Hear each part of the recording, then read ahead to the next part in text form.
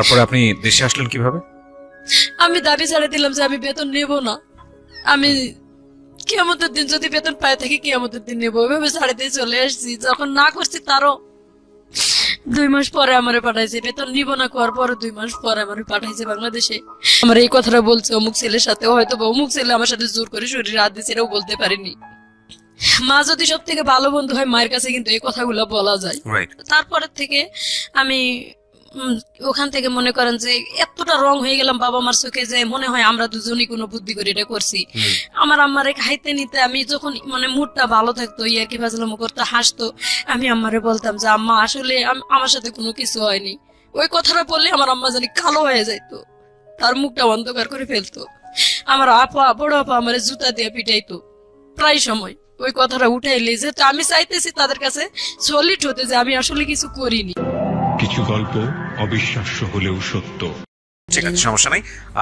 কোথায় থাকছেন আপনি এখন? বর্তমানে আমি যাযাবর, আমার কোনো জায়গা নাই ভাই। আমি সবার আগে আপনাকে একটা সালাম দিতে চাই। আসসালামু আলাইকুম। ওয়ালাইকুম আসসালাম ওয়া রাহমাতুল্লাহ। আপনি লিসেনারদের জন্য আসসালামু আলাইকুম। যাযাবর বলতে মানে আপনি আমাকে একটু বলেন, কালকে আপনি কোথায় ছিলেন? এর আগে সৌদিতে ছিলাম। কালকে কোথায় ছিলেন? গতকাল ছিলাম আমার মতোই, যে ভিকটিম খালা ছিল ওখানে, ওনার বাড়ি আছে এখানে আপনার এই কেরানীগঞ্জে। আচ্ছা, তো ওনার সাথে। তার মানে আপনি এই অনুষ্ঠান শেষে কোথায় গিয়ে থাকবেন সেটার কোনো নিশ্চয়তা নাই? না। আচ্ছা, ঠিক আছে। এবং রাতে যাওয়ার মতো ওখানে কোনো মানে রাতে ওনার কাছে যাওয়া যাবে না। আপনার তো একটা মেয়ে সাথে করে নিয়ে আসছেন, আমি দেখলাম যে মেয়ের বয়স কত? দেখেন, মেয়ে নিয়ে আমি বেশি অসহায় আছি। মেয়ের বয়স কত? মেয়ের বয়স 14 বছর, এই 3-4 মাস চলতেছে। ও 2004 সালের 1 তারিখ হয়েছে, জানুয়ারির। চলেন আমরা পুরো গল্পটা একটু শুনি আপনার মুখ থেকে, তারপরে বুঝতে পারবো যে আসলে ঘটনাগুলো কি ঘটেছে। ছোটবেলা থেকে যেখান থেকে বলতে ইচ্ছে করে আপনার। জি ভাই, আমি ছোটবেলা থেকে জাস্ট আমার বুদ্ধি যেখান থেকে হয়েছে, আমি যতটুকু স্মরণ আছে আমার, আমি মোটামুটি ভালো ফ্যামিলির মেয়ে। আমার আব্বা যুদ্ধের আগে নাকি ইন্টার পাস করছেন, কিন্তু লেখাপড়া থাকলে কি হবে, ওনার জ্ঞান সঠিক ছিল না বা আজও নেই। আর আমার আম্মার বিয়ের পর নাকি বাচ্চা হইতো না, তার সন্তান ছিল না বলে গ্রামের মানুষ ধরেন যারা দোকানপাট করতো বা ব্যবসা বাণিজ্যের কাজে যাইতো, তার ওয়াইফরা এসে আমার আম্মারে বলতো যে তুই এখন বাইরে বের হোস না, তোরে দেখলে হয়তো সাত নষ্ট হবে, এরকম একটা গ্রামের ভাষায় বলতো। আমার আম্মা অনেক কান্দাকাটি করতো। এরপরে আমার বড় আপা হয়, আমার আম্মার বিয়ের 9 বছর নাকি 11 বছর পরে আমার বড় আপা হয়েছিল, তারপরে আমি। আমার আব্বা হয়তো এত বছর পরে সন্তান হলো, যে একটা আগ্রহ বা একটা এই সন্তান মানুষ করার মতো তার আল্লাহ পাক অনেক ধন সম্পদ দিছিল। আমার দাদার দেওয়া সম্পত্তি তার 16-17 বিঘা সম্পত্তি ছিল। আমার বাবার। তার মানে ঘরে বসে মোটামুটি খেতেন? ঘরে বসে খেতেন বলতে ঘরে থাকতেনই না উনি, ঠিক মতো ঘরেই থাকতেন না, বাইরে ঘোরাফেরা করতেন এবং কোথায় কোথায় ঋণ দেনা করে এসে জমি বিক্রি করে সেই ঋণগুলা পরিশোধ করতেন। মানে এটার জন্য হয়তো আমার আম্মার মেজাজ সব সময় খিটখিটে থাকতো। আর আমরা যখন ছোট ছিলাম দেখছি আমার আম্মা সব সময় প্রায় আমার আব্বা মারধর করলেই নানার বাড়িতে চলে যাইতো, কিন্তু আমার নানা সব সময় বুঝায় পাঠাইতো যে মা এক সময় আল্লাহ তোর সুখ দেব, এই কথা বলে বলে আমার পাঠাইতো। আর আমি প্রায় নানার বাড়িতেই বেশি মানুষ ছোটবেলা থেকে। আমার নানা প্রায় সময় আর কি, আমার পর আমার ছোট একটা ভাই হয়, ওই ভাইটা হওয়ার 2 বছর পরে আমার যখন 4 বছর বয়স, আমার স্মরণ আছে একটু একটু যে আমার ছোট যেটা সেটা আরেকটা যখন হলো আমার 4 বছর বয়সে, তখন 2 বছর পর আর কি আমরা ভাই বোন সবাই হয়েছি। তো আমার ছোট যেটা সেটা মারা গেল, অনেক অসুস্থ, তখন আমার আব্বা হাজতে। বাট আমি মিথ্যা কথা বলতে চাই না, আমি এখানে উন্মুক্ত ভাবে বলতে আসছি আমার আব্বা চুরি ডাকাতির সাথেও জড়িত ছিল। এই কাজগুলো আমি নিজে দেখছি যে আমার আব্বা এই ধরনের অন্যায় কাজ করছে এবং আমরা শাসন করছি। তখন যতটা ছোট ছিলাম ওটা বলার মতন ছিল না, হয়তো আমার আম্মা কতটুকু হেল্প করছে না করছে বা কত কি করছে তা এটা বলতে পারবো না। তবে যখন জেলে ছিল, আমার ভাইটা যখন মারা গেল তখন আমার আব্বা জেলে দেখতে পায় নাই এবং আমার আম্মা দেখতে যাইতো আমার সাথে করে নিয়ে। আমার মনে পড়ে আমার আম্মার মেজাজ এতটা মানে খিটখিটেই থাকতো, কোনো কথা বলা বা আমরা একটা বায়না তো ধরতেই পারতাম না। সব সময় মানে মায়ের সাথে কৃষি কাজ করতে হতো বা মা বাড়িতে থাকলে আমরা 2 বোন, বিশেষ করে আমার বড় বোন আমি মাঠে ঘাটে কাজ করা লাগতো সব সময়, কাজের লোক ছেলেদের সাথে সব সময় কাজের লোক আমাদের বাড়িতে থাকতো। এই 3 মাস বা 5 মাসের বা 1 বছরের এরকম 3টা-4টা করে কাজের লোক আমাদের বাড়িতে থাকতো। আমার আম্মা আর কি বুঝাই দিত এটা এইভাবে। ছোটবেলা থেকেই একবারে সংসারটা মনে করেন যে একটা ছেলে যেরকম বোঝা নেই, ঠিক আমার বড় আপার বিয়ে হয়ে গেছিল 13 বছর বয়স থেকে। কিন্তু আমি 11 বছর বয়সে আমি একা হয়ে গেছিলাম। আমার ছোট ভাই যেটা মারা গেল, এরপরে আমি সংসার চালানো, মনে করেন মাঠে ঘাটে ধান ক্ষেত, এমন বালতিরে করে পানি নিয়ে যে খেতে দেওয়া লাগে, আমাদের ভিটামাটিতে যে মরিচের গাছ অথবা বেগুনের গাছ লাগাইতো, এটাই আম্মু বলতো স্কুল থেকে আসে একটু রেস্ট হয়তো বা খেলাধুলা করতাম। তখন তো ছোটবেলা ছিল, বুদ্ধি ছিল না তেমন, খেলাধুলাই বেশি একটা মন ছিল। আম্মা এটা দেখতে পারতো না, লাঠি দিয়ে পিটায় সবসময় নিয়ে আসতো, আর সবসময় মারধর। মানে ওই সময়টা একটা মেজাজ থাকে অন্যরকম, ওই সময়ের মেজাজটা যেরকম করবো সেরকমই কিন্তু আমরা মানুষগুলো হতে পারতাম। হয়তোবা আব্বা হেল্প করতে পারে নাই, আমার ব্রেনও সেরকম ছিল না যতটা আমরা চালাইতে পারি। এরপরে তো মার ব্যাপারটা আমরা সবসময় মারধরের উপর থাকতাম আর কি, সবসময় খিটখিটে মেজাজ থাকতো। আম্মা গরু ছাগল চড়াইতাম, গরুর দুধ বিক্রি করতাম, এভাবে ছোট ভাই বোনদেরকে আর কি মানুষ করছি। বিশেষ করে বোঝাটা আমার উপর চাপ পড়ছিল আমার বোনের বিয়ের পরে। আস্তে আস্তে সংসারের অবস্থা খারাপ হতে থাকলো। তখন 3 বেলা কাজের লোক তো বাদ, 3 বেলা ভাত খাওয়ার মতন পরিস্থিতি আসলো না। তখন আমার এই 9-10 বছর বয়স, এই সময় আর কি দেখলাম যে ভাত 3 বেলা খাইতে পারি না। আর যদিও আম্মা একটু কষ্ট করে ধান আবাদ করে নেই, হয়তো সিদ্ধ শুকনা করতে পারে না, ধান নষ্ট হয়ে যায়, এভাবে মানে আমরা 3 বেলা ভাতও খাইতে পারিনি। এমন দিন চলে গেছে, এমন দিনের পর দিন আর কি না খাই দেখছি। আবার এমন সময় দেখে গেছে আমার আব্বাস যখন ওই যে অন্যায় পথে ইনকাম করতো, হয়তো সেই সময়টা অনেক ভালো খাওয়াইতেছে, সেটা হয়েছে হালাল রুজি না। আমার এটা স্মরণ আছে, এটা হালাল রুজি না। আমার আব্বা যে সময় খাওয়াইতো এটা হালাল রুজি করে খাওয়াইতো না। যেমন এলাকাতে মেলা হইতো, আমার আব্বা মেলাই কোন এক ওষুধ, গুঁড়া জাতীয় ওষুধ নিয়ে আর কি, এটা মনে করেন তরকারির মধ্যে মিশাই মানুষের খাওয়ায় টাকা পয়সা নিয়ে আসতো। এটা আমি দেখছি নিজের চোখে, কিন্তু তখন এরকম জ্ঞান হয়েছিল না যে বাবাকে বাধা দিই, মানে এটা খারাপ কাজ, এটা বুঝার মতন জ্ঞান তখন ছিল না। তবে যখন জ্ঞান হয়েছে আমার বুঝার মতন, আমার আব্বারে অনেক 10-12 জন লোক আর কি খুঁজতে আসছে। তো ওনারা আসে জিজ্ঞাসা করলো আমাদের বাড়িতে, আমার আম্মার সামনেই জিজ্ঞাসা করছে যে মহসিন কোথায় গেছে। তখন আমার আম্মা যখন মিথ্যা বললো, আমার আম্মা জানে যে আমার আব্বা তাস খেলতে বসছে এখানে গ্রামের এক গ্রাম বাড়িতে, কিন্তু আমার আম্মা মিথ্যা বললো। কথাটা কেমন জানি আমার মাথার মধ্যে নাড়া দিয়েছে, মিথ্যা কেন বললো, অবশ্যই এখানে কারণ আছে, কিন্তু আছে। তখন আমি দৌড় দিয়া, লোকগুলা বের হয় যখন বাড়ি থেকে চলে যাচ্ছিল, আমি মাঠে যাই, মানে মাঠে না, বাড়ির থেকে আর কি একটু দূরে, বাড়ির সামনে যাই, পুকুর আছে আমাদের, পুকুরের কাছে যাই, বলতেছে আঙ্কেল আমার আব্বা তো বাহে কোথায় আছে। আমার আম্মা জানে ঠিক বলে নাই, আমি বলবো কোথায় আছে, আসেন দেখাই দিছি, অমুক বাড়িতে আছে। যখন ওই বাড়িতে যাই দেখাই দিল, তখন আমার আব্বাকে ওইখানে যাই সোজা কলারটা ধরে কয়েকটা ঘুষি দিছে আমার সামনে, বলছে যে কালকা রাত্রে যে জিনিসগুলা নিয়ে এসো, জিনিসগুলা কোথায় দেও। তখন আমার আব্বা মানে কথা তর্কাতর্কি করতে আমার আব্বারে গ্রামের মানুষ আরো 2-4 জন মুরব্বী নিয়ে অনেক মারধর করছে। এমন মারছে যে 5 ডলা পর্যন্ত দিছে আমার চোখের সামনে, রাস্তার মাথায়, আমার চোখের সামনে আমি দেখছি। তখনও আমার আব্বার শরম হয়নি যে এই কাজগুলা করলে লজ্জাজনক বিষয়। আমার আব্বা তো সম্পদ থুয়ে গেছে, আমি সন্তানদেরকে মানুষের মতো মানুষ করি বা লেখাপড়া করাই। মাঝে মাঝে আমাদেরকে নিয়ে বসতো, হয়তো প্রাইভেট দেওয়ার মতো ক্ষমতা হয়নি, মাঝে মাঝে শিখাইতো পড়া, কিন্তু আমার আব্বা সবসময় এই অন্যায় কাজগুলা করছে। আমি বড় হওয়া পর্যন্ত দেখছি, আমার সন্তান হওয়া পর্যন্ত আমার আব্বা এই অন্যায় কাজগুলা করছে। তো ফ্যামিলি থেকে যখন একটা মেয়ে নির্যাতিত হয়, তখন কিন্তু সে নিজের একটা পথ খুঁজতে থাকে যে নির্যাতিত ফ্যামিলি থেকে সরে আমি কোথায় যাইতে পারি। আমার আব্বা যখন এই যে এই কাজগুলা যখন করে অন্যায় দেখলাম, যখন বোঝার মতো বয়স হয়েছে, তখন থেকে বলতে শুরু করছি যে আব্বা এটা করা ঠিক না, উল্টা আমাদেরকে মারধর করে। প্লাস দেখছি মাঝে মাঝে আমার আব্বা, আমার আম্মা কিন্তু হেল্প করে মোটামুটি, যদি হেল্প না করতো মানে এত দূর আগাইতে পারতো না আমার আব্বা। মোটামুটি কিছু কাজে হেল্প করছে আমার আম্মা, হয়তো টাকা পয়সা পাইলে একটু খুশি থাকছে, আবার যখন না থাকছে তখন অনেক কান্দাঘাটি করছে। কিন্তু ওই রাগটা আমার আব্বার উপর রাগ না দিতে পারে, আমার উপর বিশেষ করে অনেক অত্যাচার করছে। আমার আপার বিয়ে হয়ে যাওয়ার পর আমি সংসারে একজন ছিলাম, বা আমি মোটামুটি তর্ক করতাম আমার লগে যে এটা করা ঠিক না, এটা করা ঠিক না, এভাবে বলতাম দেখে আমারে মারতো। সরাসরি কিছু বলতে না পারতাম। আমি ক্লাস 8 পর্যন্ত উঠলাম আর কি, তখন ব্রেনে একটা চাপ দিল যে আমি যদি একটা চাকরি বাকরি করতে পারি। তখন গ্রাম বিকাশ কেন্দ্র নামে একটা সংস্থা আমাদের গ্রামে আসলো, এবং পার্বতীপুরের এক ছেলে সেকেন্ড ম্যানেজার ছিল। আমি ভকেশনালের প্রথম ব্যাচের ছাত্রী ছিলাম। বাংলাদেশে ভকেশনাল আপনার 96 সালে 97 সালে আর কি চালু হয়। আমি ভোকেশনালে ক্লাস 8 যখন পরীক্ষা দেব তখনই আমার টেইলারিং কোর্সে আমার আম্মা ভর্তি করে দিয়েছিল। আমি সবসময় আমারে বলতাম যে আমি মানুষের বাড়িতে কাজ করে খাবো, তো বাড়িতে থাকবো না। প্রায় বাড়ি থেকে বের হয়ে চলে যাইতাম। যাই আমাদের ওখানে বিরামপুর একটা শহর আছে, শহরে আর কি মানুষের বাড়িতে আমি এমনি হোটেলে যাই, বসে বলতাম যে আমার যদি কেউ কাজ করে নেন আমি কাজ করে খাবো। এভাবে 3 দিন 4 দিন 5 দিনও মানুষের বাড়িতে কাজও করছি, মরিচ বাটা থেকে শুরু করে যা লাগে মশলা বাটা এভাবে কাজ করেও খাইছি। তো আমার আব্বা আবার খোঁজ পায় যায় নিয়ে আসছে মারধর করে ওখান থেকে, তুই লেখাপড়া করবি, তুই মানুষের বাড়িতে কাজ করবি কেন। পরে এভাবে চলে গেছি।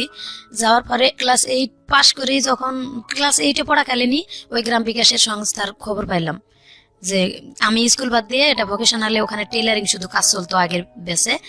তো 96 আমি ওখানে ভর্তি হলাম, টেইলারিং কাজ শিখলাম 1 বছরের কোর্সে। আলহামদুলিল্লাহ কাজ শিখে গেছিলাম। আমি তখন ক্লাস 8-এ পড়ি। 8-এ পরীক্ষা দিলাম না, 8-এ পরীক্ষা না দিয়ে ওখানে আমার আম্মা ভর্তি করে দিয়ে আর কি আমাকে কাজ শিখালো। আমি খুব আগ্রহী ছিলাম কাজ শেখার জন্য। পরে ওখানে ভর্তি করে কাজ শিখালো। কাজ শিখার পাশাপাশি এদিকে আমি হাট করি, বাজার করি। হাট বাজার করে যতক্ষণে নিয়ে আসি ততক্ষণে কিন্তু আমার ভাইদেরকে খাওয়ানো হয়। আমি গাছে উঠে আম পাড়ি এবং মুরগির ডিম বিক্রি করে, গরুর দুধ বিক্রি করে ভাই বোনদের জন্য বাজার করে নিয়ে আসতাম সেই সময়টা তো। এবং আমার নানার বাড়িতে যাইতাম, নানার বাড়ি থেকে মাথায় করে চাল ডাল 1 মণ অথবা 25 কেজি ওজনের জিনিস আমি মাথাত করে নিয়ে আসতাম। আনতে আনতে রাস্তার মাথায় বা গ্রামের যে কোনো একটা আইল পার হতে পারতাম না, ফালাই দিয়ে বোঝা নিয়ে বসে থাকতাম। আবার কতক্ষণে কেউ আসলে বলতাম আমার একটু এটা উঠাই দেন।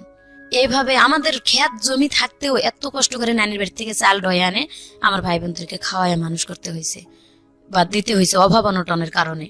তারপরেও কাজ শিখলাম। কাজ শিখার পরে ওখানেই আবার আমার স্যারেরা বললো যে তোর মাথার ব্রেন অনেক ভালো, তো এবার নতুন একটা কোর্স আসতেছে, এটা হচ্ছে ভোকেশনাল লেখাপড়া করলে ভালো চাকরি হবে এবং এখানে ইন্টার পাস মেয়েরাও আসে ভর্তি হয়, ম্যাট্রিক পাস করলে এখান থেকে অনেক ভালো একটা পজিশনে যাইতে পারবা।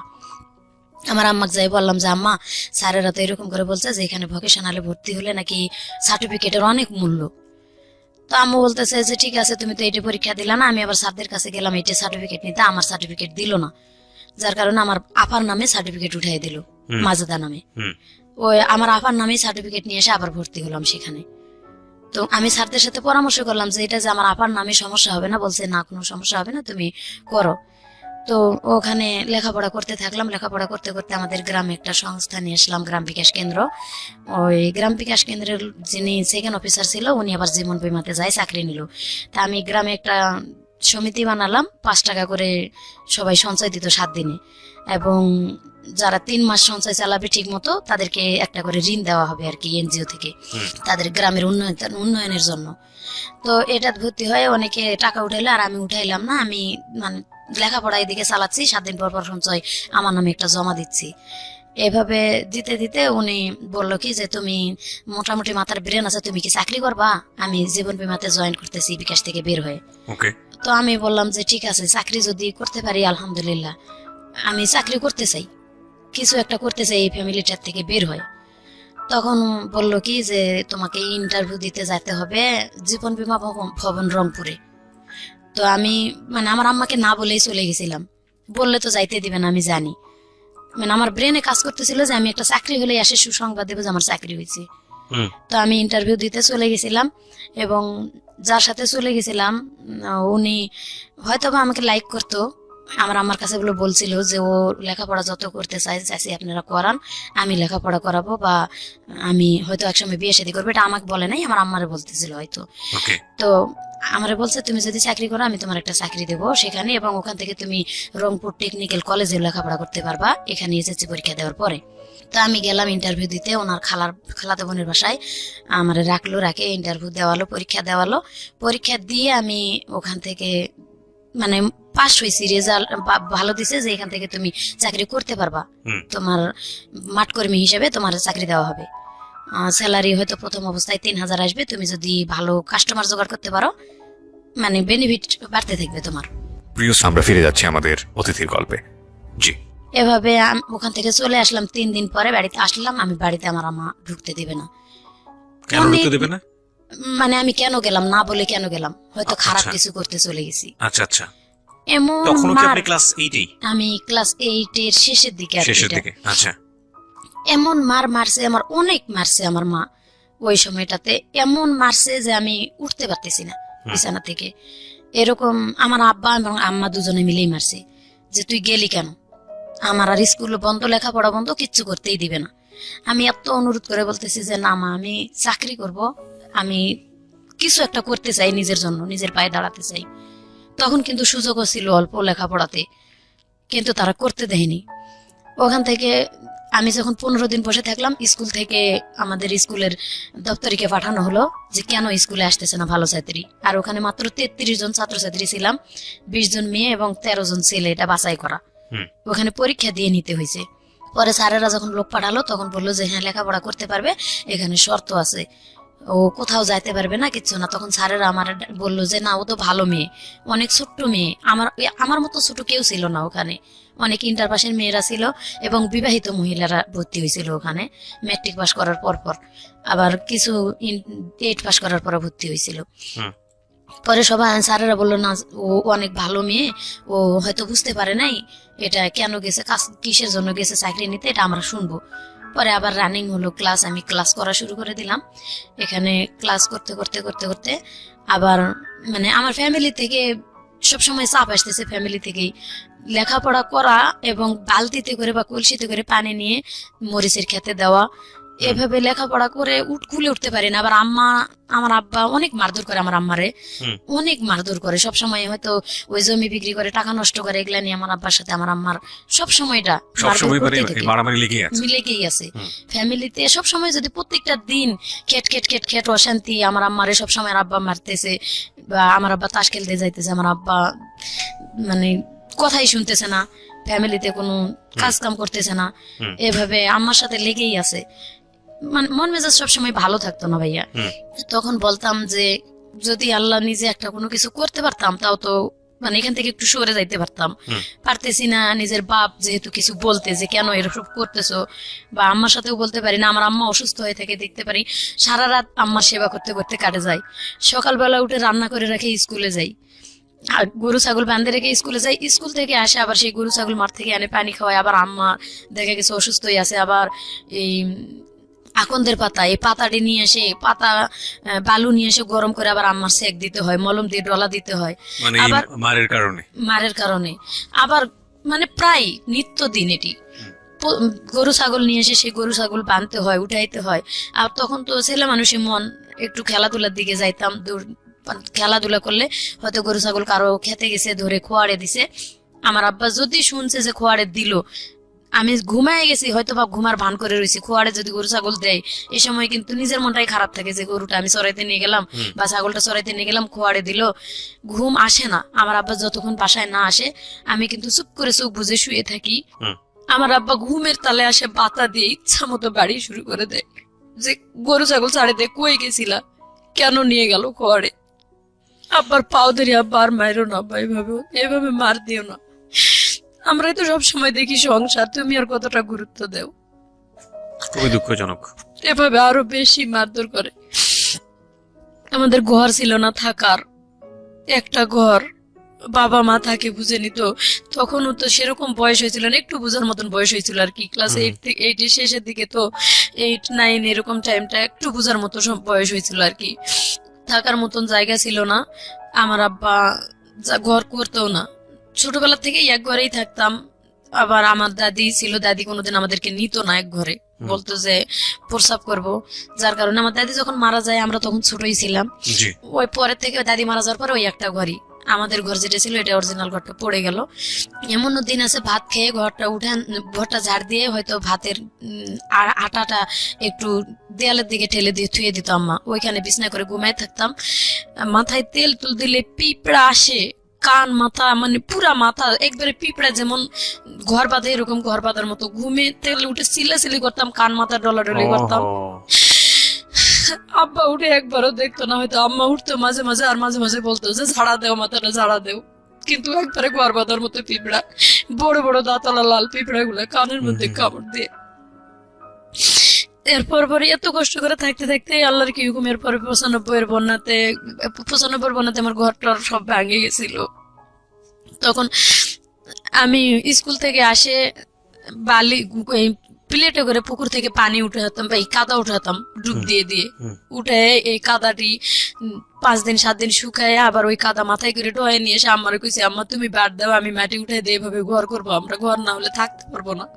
তাল পাতার বেড়া করে থাকে, পরে ওই ঘর দিয়ে আমরা নিজেরাই ঘর তৈরি করলাম, আম্মা আর আমি। জি। বিশেষ করে আম্মা আর আমি পরিশ্রম করে ঘর দুটা তৈরি করলাম, মাটির ঘর। এবং গ্রামীণ ব্যাংকের থেকে কিস্তি উঠায় আম্মা ঘরে টিন দিল, দিয়ে মোটামুটি আর কি একটু সচ্ছলের দিকে তখনকার থেকে হালকা নিজেরা আম্মা আমি এই কিস্তি উঠায়া গরু ছাগল পালে এভাবে ক্ষেত খামার নিজেরা একটু করে চালাইতে পারতেছি টুকটাক করে। ঠিক এরকম অবস্থায় আমার স্মরণ আছে যে আমি যখন ক্লাস 9-এর প্রথম দিকে, তখন মানে গ্রামের টিভি ছিল, সাদা কালো টিভি, আমার এক মামার বাড়িতে, গ্রামে হয়তো আর এক ভাইয়ের বাড়িতে। তো রাত্রে সবাই যাইতো, আমরা মাঝে মাঝে লেখাপড়া শেষ করে আবার টিভিও দেখতে যাইতাম। জি। তো একদিন রাত্রে আমি টিভি দেখতে গেছি আমার মামার বাড়িতে, আমার অনেক খারাপ লাগতেছে। আম্মারে বলতেছি, আম্মা আমার জানি শরীরটা অনেক খারাপ লাগতেছে, তো তোমরা নাটক শেষ করে আসো। তখন ছোট ছোট ডেও নাটক হইতো। বলছে যে তোমরা পরে আসো একটু, আমি আগে যাই। তো নাটক শেষ হয় নাই, আমি চলে আসছি। আমি আসলে আম্মা পিছে পিছে, আমার আম্মা ওরা চলে আসছে। আর আমি যে চলে আসছি, আমার মামাতো ভাই কোন ফাঁক দিয়ে চলে আসছে ঘরে আমি জানি না। আমি সোজা আমাদের বাড়িতে ঢুকে আগে আমার মানে কারেন্টের সুইচ অফ না করে ঘরের দরজাটা শুধু খুলে দিছি, তালাটা খুলে বাইরের দরজা খুলে রেখে আসছে। আম্মা তো পিছে আসবেই 10 মিনিট পরে। আমি বাইরের দরজা খুলে রেখে চলে আসে, দরজা তালাটা খুলে আমি কলপাড়ে গেছি যে প্রসাব করে হাত মুখ ধুয়ে আসি, ধুয়ে ঘুমাবো। আমি কলপাড়ে গেছি, কলপাড় থেকে ঘরে আসে ঢুকা মাত্র আমার মামাতো ভাই আমার জড়ায় ধরছে। যখন ও আমারে জড়ায় ধরছে, আমি চিনতে পারি নাই কি, আমি চিৎকার যে জোরে দেবো এরকম পারি না, তার কারণে এটা গ্রাম, মান সম্মান যাবে। আমি বলতেছি যে কে তুই, সর, আমার কাছ থেকে সরে যা। ওর সাথে শোক দিতে পারতেছি না, তবে মানে এত জোরাজোরি করতেছে, খামসামি কিছু করতেছে। আমি ওরা ধাক্কা দিয়ে চৌকির উপরে, আমাদের ঘরে চৌকি ছিল, চৌকিতে ফালাই দিতেছি, ও আবার উল্টা আমারে ধাক্কা ফালাই দিতেছে। এভাবে কুস্তে কুস্তে অনেকক্ষণ আমি প্লিজ হাত পাও ধরতেছি, অনুরোধ করতেছি, ভাই তুই কে, তুই সর।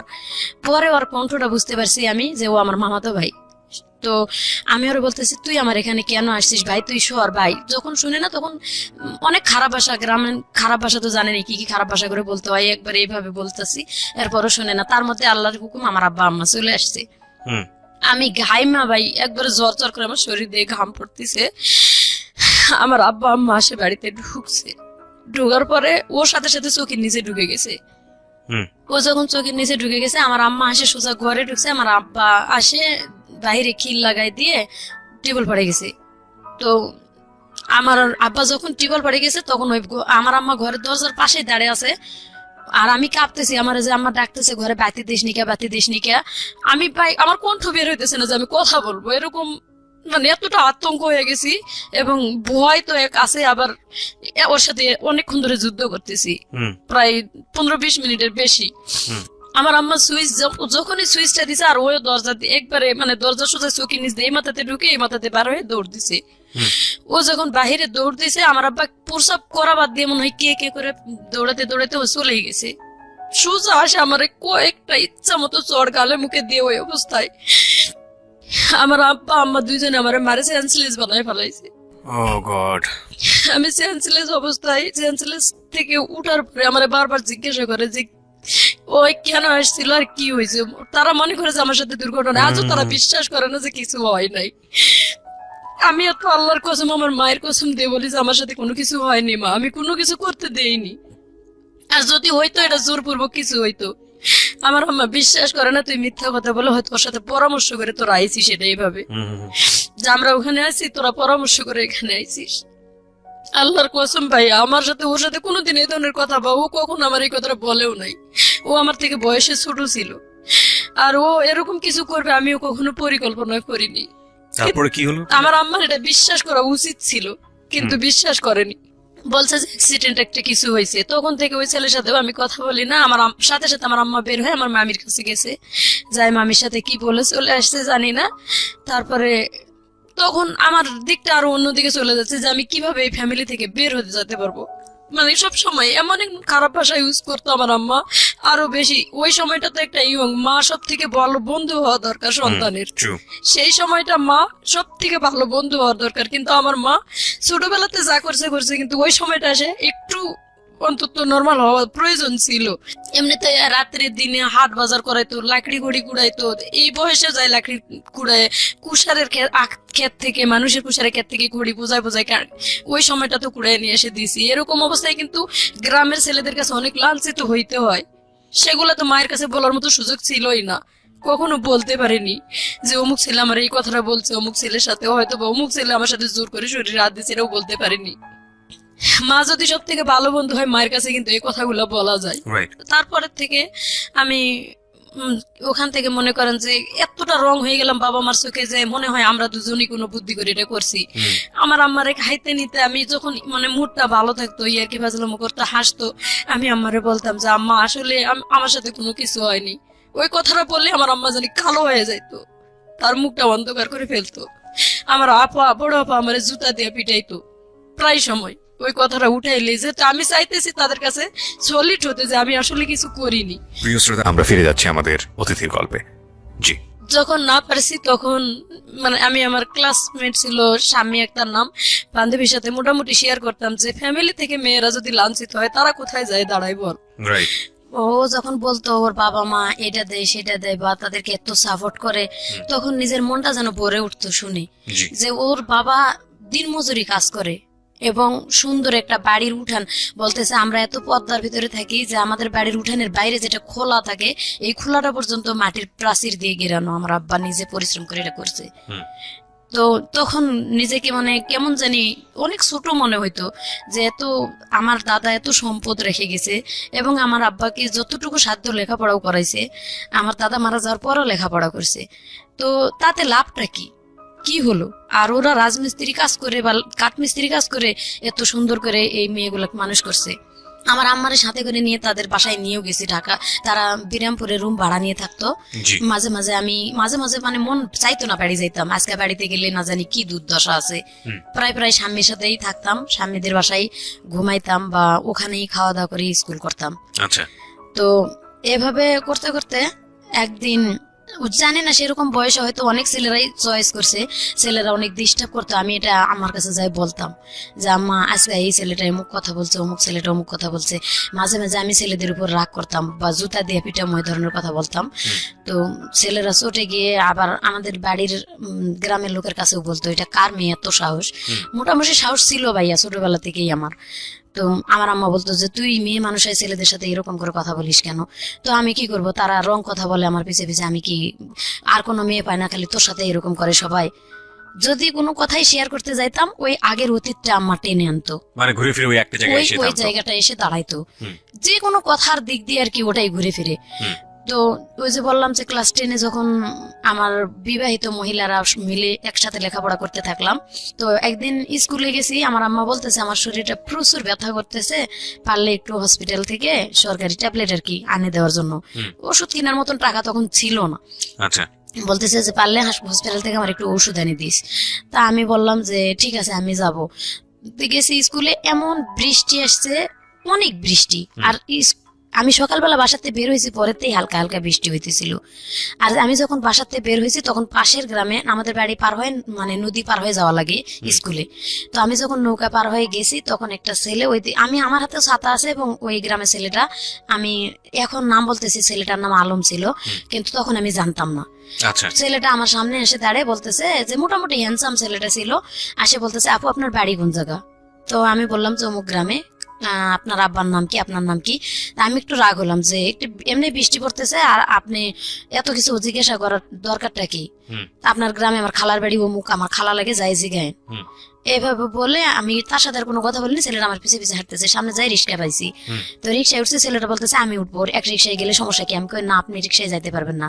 বলতেই আমার আব্বার বন্ধু যে ক্লোজ সবসময় রানিং মেম্বারই করে, আমার আব্বা ওনার হয়ে কাজ করে, উনি আর কি মূর্খ মানুষ ছিল, তবে মেম্বার, ওনার কাজগুলো আমার আব্বা করে দিত।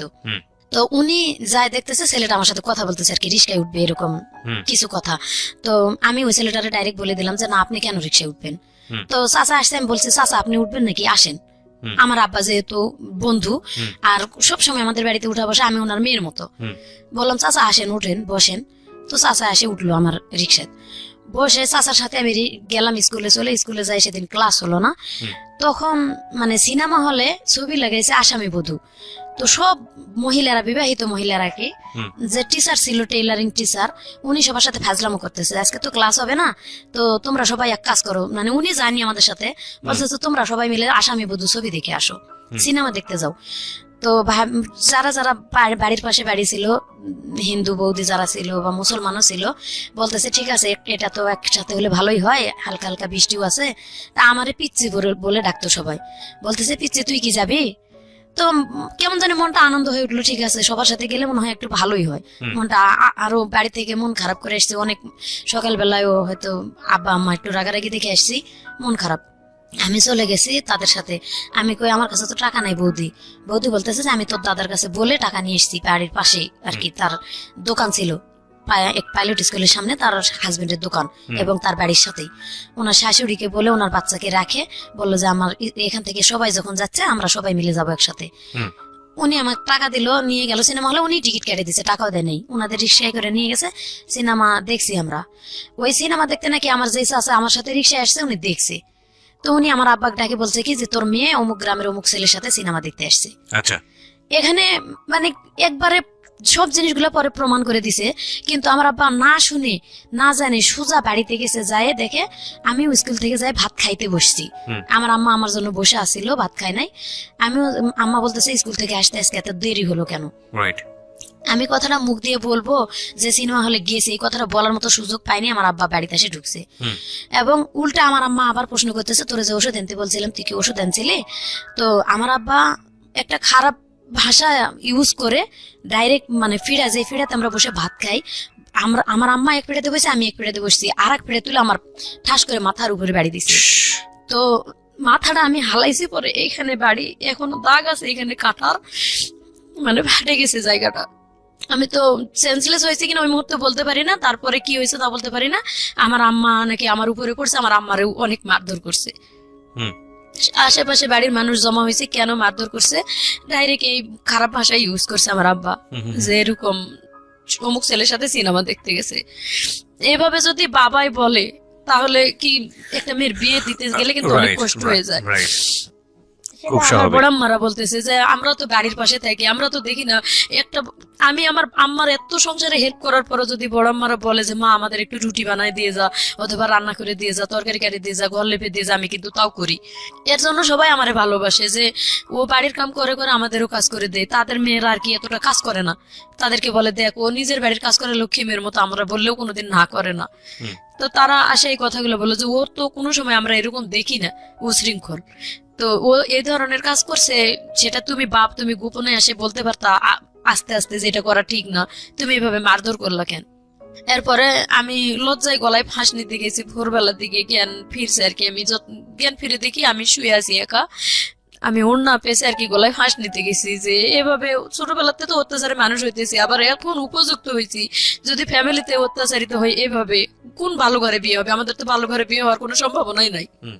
যার কারণে আমি গলায় ফাঁস নিয়ে মরতে গেছি। আমার আব্বাই দেখছে, আবার কেমনে ঘুমেতেছে, এখন পাইছে আমি আর এক ঘরে থাকি, ঘরের মাঝখানতে দরজা, তো ওই দরজার মানে দরজা লাগানো ছিল না, দুইটা ঘর করছিলাম আম্মা আমি মিলে, কিন্তু দরজা ছিল না, টাকা পয়সা অভাবে বানাইতে পারি নাই। তো ওই পাশের ঘরে আমি ছিলাম, আমার আব্বা দেখে আবার দৌড় দিয়ে ঘরে যায়, উন্নাটা খসে আবারও মারছে আমার। তখন অনেক মারলো, মারার পর আবার স্কুল লেখাপড়া বন্ধ।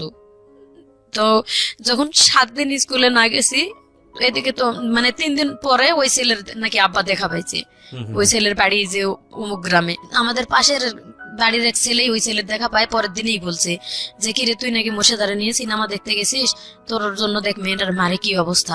কয় মুর্শিদাকে আমি তো চিনিই না। তখন ওইভাবে যখন বলছে আমি চিনি না, কয় তুই চিনিস না, অথচ তার এভাবে মারলো, তুই কি সিনেমা সত্যি সিনেমা দেখতে যাস নাই? কয় না আমি সিনেমা দেখতে যাই নাই। তো 3 দিনের দিন ছেলেটা নিজে আব্বার সাথে দেখা হয়, আব্বারে বলে বলতেছে যে চাচা আপনি বলে আমার জন্য আপনার মেয়ের তো দুর্নাম হবে, আমারও দুর্নাম হবে এলাকাত। আপনি কি যাচাই করছিলেন যে কোথায় গেছিল আপনার মেয়ে, কেন গেছিল, কার সাথে গেছিল? আমার আব্বা বলে কথা বলে না, বলতেছে যে কোনো ঘটনা না, আপনার মেয়ে নদী পার হয়, আমার আমি জিজ্ঞাসা করছি আপনার নাম কি, আবু নাম কি, বাবার নাম কি? তো আপনার মেয়ে আমার নামই বলেনি, আমি জান মুখে আপনার মেয়ের নাম মুর্শিদা। তখন আব্বা বাড়িতে এসে ভাত খাইতে বসে কাঁদতেছে আর কি, লজ্জায় নিজের মাথাটা উঁচু করে দেখাইতে পারতেছি না মেয়ের সামনে, আমি এইভাবে মেয়েরে মারলাম। এটা নিজের থেকে আর কি অনুতপ্ত হইলো আমার আব্বা। কিন্তু আমি লজ্জায় আমার আব্বার সামনে আসিও নেই। কয়দিন মনে হয় না খাইছিলাম, আমি বলতে পারি না কয়দিন না খাইছিলাম। না খাই থাকলেও কিন্তু মার কাছে হেল্প করছি, মার সাথে মানে মন ভার অবস্থায় চলতেছি, হেল্প করতেছি। আমার মামা ডাক্তার ছিল, পিছনে ব্যান্ডেজ একটু করে দিছিল, মানে রক্ত রক্ত বেরিয়েছিল। এইভাবে যে ছেলে আমার সাথে ওই যে করলো না প্রথম, ওই ছেলের বাবাই ডাক্তার, মামা আমার। এভাবে আর কি 7 দিন যখন গেল তখন আবার স্যারেরা খোঁজ নিল যে এই মেয়েটা স্কুল অ্যাবসেন্ট করে না, তা আবার কেন অ্যাবসেন্ট করলো। তখন বাড়িতে আবার দপ্তরে আসলো, আম্মা বললো যে ওর লেখাপড়ার দরকার নেই, আমরা বিয়ে শাদী দিয়ে দিব, এভাবে হবে না। মানে আমার আব্বার উপর রাগ করে এটা বলতেছে যে কারো কাছে শোনা নাই কিছু নাই, নিজের মেয়ের দুর্নাম বার করে বসে থাকে, এভাবে আর করবো না, থাক। তখন আমি মানে স্কুলে যাবো না, একটা ডিসিশন নিয়েছি, স্কুল আর করবোই না। এভাবে 2 দিন 4 দিন পর পর স্কুল বন্ধ করে দেয়, ইচ্ছা মতো কয়ে যাও, ওটা হবো না, এভাবে লেখাপড়া আমি করবো না। তো স্কুল থেকে স্যারেরা বললো যে তুমি মেট্রিক পরীক্ষাটা পর্যন্ত অন্তত পড়ো, তোমার ভালো হবে। তো আব্বারেও বুঝাইলো অনেক, আম্মারেও বুঝাইলো। আমি আমার আব্বার সাথে তখন রাগ করে প্রায় অনেকদিন কথা বলিনি। স্কুলে যাওয়া শুরু করলাম, আবার স্কুলে যাইতেছি, ক্লাস 9-এ পরীক্ষা দিলাম, মানে এসএসসি পরীক্ষার মতোই গার্ড দিয়ে আমাদের পরীক্ষা হলো 9-এ। আবার 10-এ উঠলাম। 9-এ আমার 12টা সাবজেক্ট নিয়ে লেটার নিয়ে পাশ করলাম মোটামুটি, মানে ভালো পজিশনে। স্যারেরা বললো যে ও অনেক কিছু করতে পারবে, যেহেতু এখনো বয়স অনেক কম আছে। আপনি, আমার আব্বার এটাকে মিটিং করলো যে আপনি ওরে একটু হেল্প করেন, দেখবেন মেয়েটা অনেক উপরে উঠতে পারবে, অনেক কিছু করতে পারবে। এ কথা বলে তখন আমি 7200 টাকা ওখান থেকে একটা ইয়ে পেলাম আর কি, টাকা স্কুল থেকে ওটা দিত 260 টাকা করে মনে হয় বেতন হিসেবে, সেটা একবারে দিল। দিয়ে আমার আব্বা ডাকেই দিছে, দিয়ে হাতে দিয়ে বলছে যে এটা দিয়ে মাত্র 2500 টাকা লাগবে একটা সেলাই মেশিন কিনে দিতে, আপনি 2500 টাকা দিয়ে একটা সেলাই মেশিন মেয়েটারে কিনে দেন। তো আমার আব্বা সেলাই মেশিন কিনে দিল না, কিনে দেয়নি, কান্দাকাটি করছি অনেক, তারপরও দেয়নি। এরপরের থেকে বিয়ের প্রস্তাব খোঁজা শুরু করলো। মেন রহস্য হয়েছে বিয়ে দেওয়ার, আমার নানার বাড়ির সম্পদ পাবে আমার আব্বা। আচ্ছা, আমার যদি বিয়ে দিতে পারে তাহলে মামারা দিবে আর কি সম্পদটা, যেহেতু একটা মেয়ে উপযুক্ত হয়েছে, আমার আব্বা পরিশ্রম করে না। এই উসিলাই আর কি আমার বিয়ে ঠিক করা শুরু করলো। আজকে এখানে কালকে এখানে গরুর মতো দেখা শুরু করলো। আজকে এক জায়গার লোক আসে দেখে যায়, 2000-2500 খরচ করে, আবার 3 দিন পরে আরেকখানের লোক আসে দেখে যায়, এভাবে খরচ করে স্কুল করতে দেয়। মানে আপনাকে দেখতে আসতো, লোকজনে দেখতে আসতো। 2 দিন 4 দিন পর পর আমার কাছে খুব খারাপ লাগতো ভাইয়া এটা, যে আমি লেখাপড়া করবো, আমি রানিং একটা ছাত্রী, আমি আর কিছুদিন পরে মেট্রিক পরীক্ষা দেবো না। আমার আব্বা এমন ভাবে উঠে পড়ে লাগলো বিয়ে দিবেই, কেন এভাবে উঠে পড়ে লাগলো আমি নিজেও বুঝতে পারতেছি না। আমি বারবার আম্মার কাছে বলতেছি যে মা আমি বিয়ে করবো না, অন্তত তুমি মেট্রিকটা আমার পাশ করাও তোমরা। আমার আম্মা বলতেছে আমার করার কিচ্ছু নাই, আমি কিচ্ছু বলতে পারবো না, তোর বাবার সাথে আমি কথা বলতে গেলেই মানে মার খাওয়া লাগে। তো যাই হোক আমার বিয়ে ঠিক করলো, এক জায়গায় বিয়ে ঠিক হলো, সম্পূর্ণ লেনদেন সবকিছু ঠিক। বিয়ের 3 তারিখ ঠিক, সোমবারের দিন বিয়ে হবে। 1 সপ্তাহ আগে থেকে আত্মীয় স্বজন দাওয়াত দেওয়া শেষ। একেবারে মানে বুধবারে, সোমবারে বিয়ে হবে, বুধবারের দিন আসে কি কি যেন ঘটনা নিয়ে বিয়ে ভাঙা ভাঙ্গি। মানে কোন আত্মীয় স্বজনে বলে দিছে যে ওই ছেলের বাপের কাছে যে আমার আব্বার চরিত্র ভালো না, মেন সমস্যা হয়েছে ওই জায়গায়। আবার আমার যে ওই যে মানে আগের সেই ঘটনাটা, এটাও বলে দিছে যে মেয়ে চলিত নেই, মেয়ে ওর মামাতো ভাইয়ের সাথে মানে এরকম কিছু হয়ে গেছে, তার বাপ মাই প্রমাণ বের করছে, অন্য কেউ না। এভাবে আর কি ওই বিয়েটা ও ছেলের বাবা দিবে না। তো ওই ছেলেটা আর কি আমার সবসময় চিন্তা, আমি যে টেলার্স এর কাজ করতাম সেইভাবে ওই তার টেলার্স এর সুতার দোকান ছিল আর কি, সুতা ঘর, কেসি ঘর, মেশিন ঘর। তো ওখান থেকে সবসময় সুতা কিনতাম। এই অনুতাপে ছেলেটার সাথে চেনা পরিচিত ছিল। আমারে যখন দেখতে আসছে ঘটকের মাধ্যমে আসে, সুধা মানে টেবিল বসাইছে, টেবিলের মাঝখানে ওর বড় ভাই এবং আপন দুলা ভাই এবং ছেলেটা। যখন আমার মাথার ঘুমটাটা খুলে তখন ছেলেটা শুধু বলে উঠছে যে মোর্শেদা তুমি তো, আমি তো তোমাকে ভালো করেই চিনি। এইখানে আমার ফুপা আবার একটা পেজ বাজালো যে অবশ্যই ছেলের সাথে কোনো ঘটনা আছে মেয়েটার, নাহলে ছেলেটা এইভাবে বলবে কেন। তো ওই ছেলেটা ডাইরেক্ট মুখের উপর বলে দিল আমার সাথে ঘটনা থাক বা না থাক আমি ওরেই বিয়ে করব, আমি ওরে চিনি আগে থেকে। মেয়েটার আচার চরিত্র ব্যবহার ভালো। ছেলের বাড়ি আমাদের বাড়ির কাছে। নাম ছিল মুস্তফা। বলল আপনাকে বিয়ে করবে? হ্যাঁ, ছেলে বললো যে আমি ওকেই বিয়ে করব। এবং বিয়ে ওই যে ওখানে ঠিক হয়ে গেল সব, সোমবারের দিন বিয়ে হবে। ছেলের বাপ রাজি না। মাঝখানে ছেলে বলতেছে যে ছেলের নাকি 13 বিঘা সম্পত্তি ছেলে নিজে কিনছিল এবং দাদাই দিছিল কতখানি, এটি দিয়ে নিজস্ব ছিল। যখন বিয়ে ভাঙে যাওয়ার মানে ধরছে, তখন ছেলে বলছে আমার আব্বারে আসে যে আমার আব্বা বিয়ে দেখ বা না দেখ, এটা আমি শুনছি আর কি, কথা আমি জানি না। মানে বাজারে আসে ছেলে বলতেছে আমার আব্বা বিয়ের দিক না দেখ, আমার 13 বিঘা সম্পত্তি আছে, দরকার হলে 2 বিঘা সম্পত্তি বিক্রি করে আমি টাউনে বাড়ি করব, আপনার মেয়ে নিয়ে খাবো, আপনি বিয়ে দিতে সমস্যা কোথায়? আচ্ছা, এটা মুস্তফা বলল। মুস্তফা বলতেছে। আর আমার আব্বা বলতেছে যে তোমার আব্বা যেখানে রাজি না সেখানে আমি আমার মেয়ে বিয়ে দিব না। আবার কি নিয়ে বিয়েটা ভাঙলো, কয় কানের জিনিস দিতে হবে। ছেলের বাবা বলতেছে একজোড়া সাগরিকা দিতে হবে। সব বিয়ে ঠিক হওয়ার পরে আব্বা বলতেছে যে আগে যা লেনদেন ভাঙ্গাচুরা হয়েছে আমি সেলাই মেশিন দেবো এবং যৌতুক কত কি জানি না এসব নিয়ে কয়েছে আমি কানের জিনিস এভাবে দিব না। ছেলে করছে কি রাতের বেলা আমার আব্বার কাছে 3,000 টাকা, তখনকার দিনে কিন্তু 6,000 টাকা ভরি ছিল স্বর্ণ। তো আমার আব্বার হাতে রাতের বেলা অনেক রাতের যে ঘটকের বাসায় ঘুমে আসছিল আমার আব্বা, বিয়ে ভাঙ্গা ভাঙ্গির গন্ডগোলের পরও ছেলে 3,000 টাকা নিয়ে এসে গোপনে আমার আব্বার হাতে দিয়ে বলতেছে যে আমি ওরে বিয়ে করব, আপনি এটা দিয়ে কালকে কানের জিনিস বানাই দিবেন, বলবেন আমি দিছি। আচ্ছা, আমার আব্বা বলছে এটা 2 দিন পরে প্রকাশ হলে আমার মেয়ের সাথে তুলনা দিবে তোমার আব্বা, এভাবে হবে না। এভাবে আর কি তাদের ভিতর কাটাকাটি হয়ে গেছে, বিয়ে আর ওখানে হলো না। সোমবারের দিন বিয়েটা ভেঙে গেল। বিশেষ করে আমার আব্বা গুরুত্ব দিলে কিন্তু বিয়েটা হইতো। জি, ওই ছেলে বলছে যে আমি করব, আমার আব্বা দিক বা না দিক, আমি আমার আত্মীয় স্বজন নিয়ে এসে বিয়ে করব এবং আমি 2 বিঘা জমি বিক্রি করে হলো বাড়ি করব টাউনে, আমার নিজস্ব জমি আছে। আমার আব্বা অতটা গুরুত্ব দিল না, ওখানে দিবেই না, শেষ দিবে না। সোমবারের দিন বিয়ে আর হলো না, মানে আত্মীয় স্বজন আমার নানি মামিরা আসছিল আমাদের বাড়িতে, এরা ফেরত গেল। আমার আব্বা লজ্জায় আর মানুষকে মুখ দেখাইতে পারতেছে না। তো এখানে আমার কোনো দোষ ছিল না ভাই, আমি কি করব, আমি তো কোনো কিছুই করি নাই। রাইট, বাবাই তো বিয়ে ভেঙে দিয়েছে। অথচ আমার আব্বাই বলতেছে তুই কলঙ্কিনী, তুই গলায় ফাঁস নিয়ে মরতে পারিস না। তো এই কথার জন্য আমি আর কিছু বলি না, শুধু বলি যে বিয়েটা ভেঙে গেছে এতে আমি খুশি, হোক বা না হোক আমি পরীক্ষা দিতে পারতেছি সামনে, নিজের পায়ে নিজে দাঁড়াইতে তখন পারবো। আপনি কিসে পড়েন? ইন্টারে? না, ইন্টার পড়ি না, আমি তখন 10-এ পড়ি। আচ্ছা, বলতেছি যে আমি ম্যাট্রিক পরীক্ষাটা তো দিতে পারবো সামনে, বিয়েটা হলো না। মানে আমার বাবা যেভাবে আমার মায়ের অত্যাচার করছে, একটা শিক্ষিত লোক হয়ে আমি মানে হাজবেন্ড হলে যে এরকম অত্যাচারই করে এটাই আমার মাথায় সবসময় খেলতো। আমি কখনোই পরিকল্পনা করিনি যে বিয়ে হলে আসলে সুখী হতে পারবো। তো সেটাই হয়েছে আমার জীবনে। যাক, বললাম যে পরীক্ষা দিব, আমার আব্বা হঠাৎ করে ওই সোমবার দিনে কি করলো, একটা ছেলে নিয়ে আসলো। আমরা বলতেছে কি মাথায় অন্যরা দিয়ে অমুক বাড়ি থেকে যে একটা লেবু নিয়ে আসো। আমি লেবু নিতে চলে গেছি ওই বাড়িতে, লেবু গাছের নিচে ছেলেটা বসা, একটা ছেলে বসা। আমি একা একা আসতেছি, মাথায় অন্য, আমার আব্বা কোনোদিন বলেন, আমি তো সবসময় মাথায় কাপড় দিয়ে ঘুরতাম। তো বাড়িতে আমি মানে মাথার কাপড়টা ফেলে বাড়িতে আসি, ঘরের মধ্যে আমার আব্বা বলতেছে মাথায় কাপড়টা দিয়ে অমুক বাড়িতে একটা লেবু নিয়ে আসো। এখানে কিন্তু আমার মাথায় একটা কেস করছে, মনে হয় কোন মাথায় কাপড় দিতে বললো কেন আব্বা। তো যাই হোক, মাথায় কাপড় দিয়ে গেছি লেবু আনতে, দরজায় যাই দেখি একটা ছেলে বসা, দেখি আমি আর লেবু নিতে না ঢুকে ওখান থেকে ঘুরে ফেরত আসছি। ফেরত আসতেছি দেখি পিছনে আমার নানি, আমার মামি, আমার খালা, আমার আম্মা, আমার আপা, এতগুলা মানুষ পিছনে। তখনই বুঝতে পারছি যে আসলে ওই ছেলেটা আমার দেখার জন্যই আসছে। আচ্ছা, ওখান থেকে ওরা কই ফেরত আসছিস কেন? আমি ওই যে বলছিলাম যে এইভাবে আর গরুর মতো লোক দেখাইতে আনলে আমি অপমান করবো তোমাদেরকে, আমি আর কারোর সামনে যাব না। বিয়ে ভেঙে গেছে শেষ। এই জন্য হয়তো তারা ভয় পেয়েছে যে আমি কিছু বলতে পারি, যার কারণে আমার আপা বলতেছে তুই ওখান থেকে ফেরত আসলি কেন?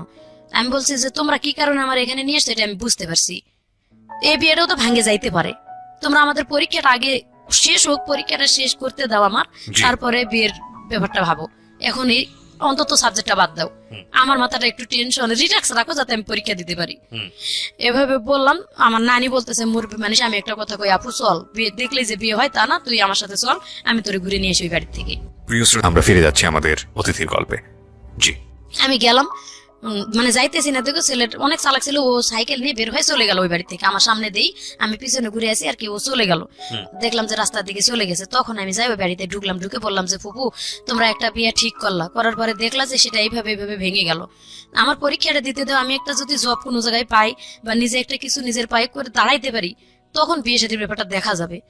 কয় ঠিক আছে, তুই যেটা করবি সেটাই হবো। উল্টে ওই ছেলে আবার ঘুরে আসে বাড়ি ঢুকলো, ঢুকে আমার ওই এক নজর দেখলো, দেখে চলে গেল। যাই নাকি ওর দুলাভাইয়ের কাছে বলছে যে আমি যে মেয়েরে দেখে আসলাম, যদি তুমি আজকের মধ্যে আমার বিয়ে না দাও তাহলে আমি রেল লাইনের মধ্যে মাথা ঢুকাই দেবো।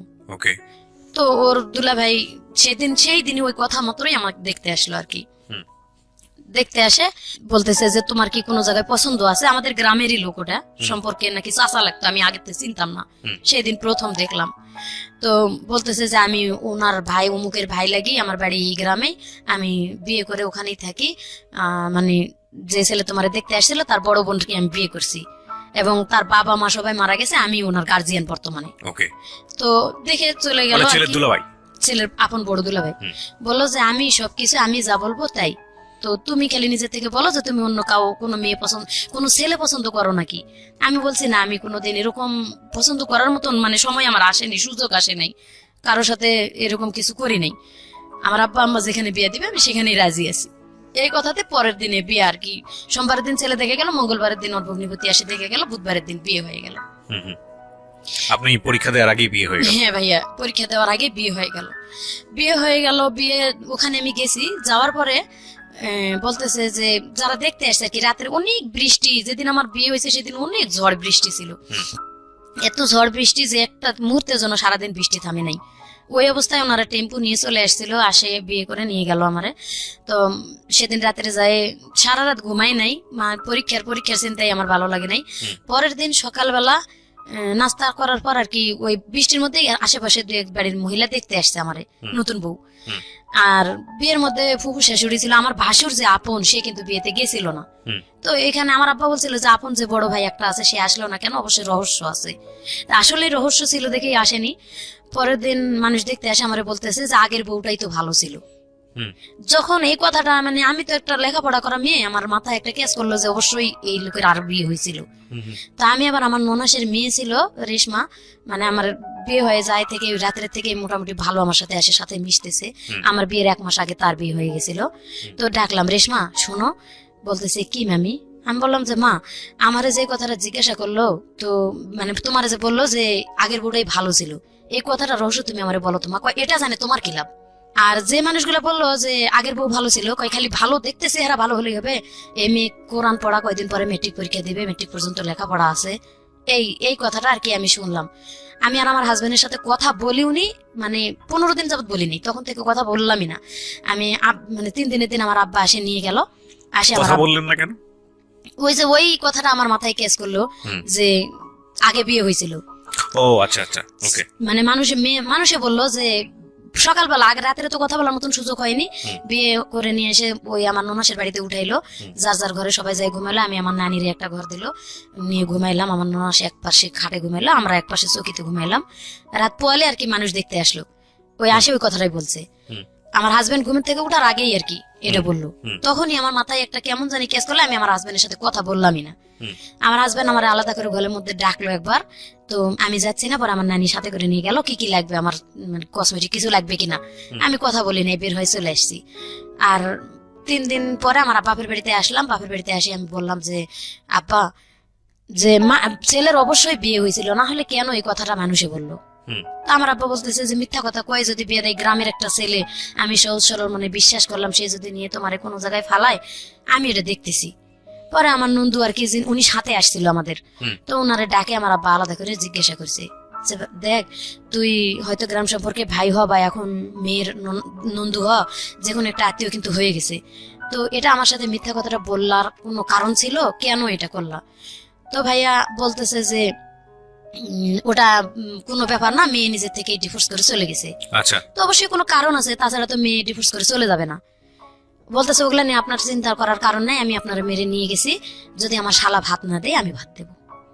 ওকে। এখানে বলে আর কি 3 দিন থাকলাম। 3 দিন পরে নিয়ে গেল শ্বশুর বাড়িতে গেলাম। আজকে যাওয়ার পরে কালকে আমার ঘর মানে বলতেছে যে তোমরা এই যে হাড়ি পাতিল 2টা করে হাড়ি পাতিল বের করে দিল, এটা 2টা করে, এটি তোমার আলাদা সংসার, তুমি আজকে থেকে রান্না করে খাবা। ওকে। তো যতই বাবার বাড়িতে ছোটবেলা তো অনেক কাজ করি, কিন্তু নতুন একটা সংসারে যাইতে গেলে নতুন ভাবে আমি কিছুই বুঝি না, কিভাবে রান্না করে খাবো। বাজার নাই, খরচ নাই, কিচ্ছু নাই, খালি হাড়ি পাতিল আলাদা করে দিল।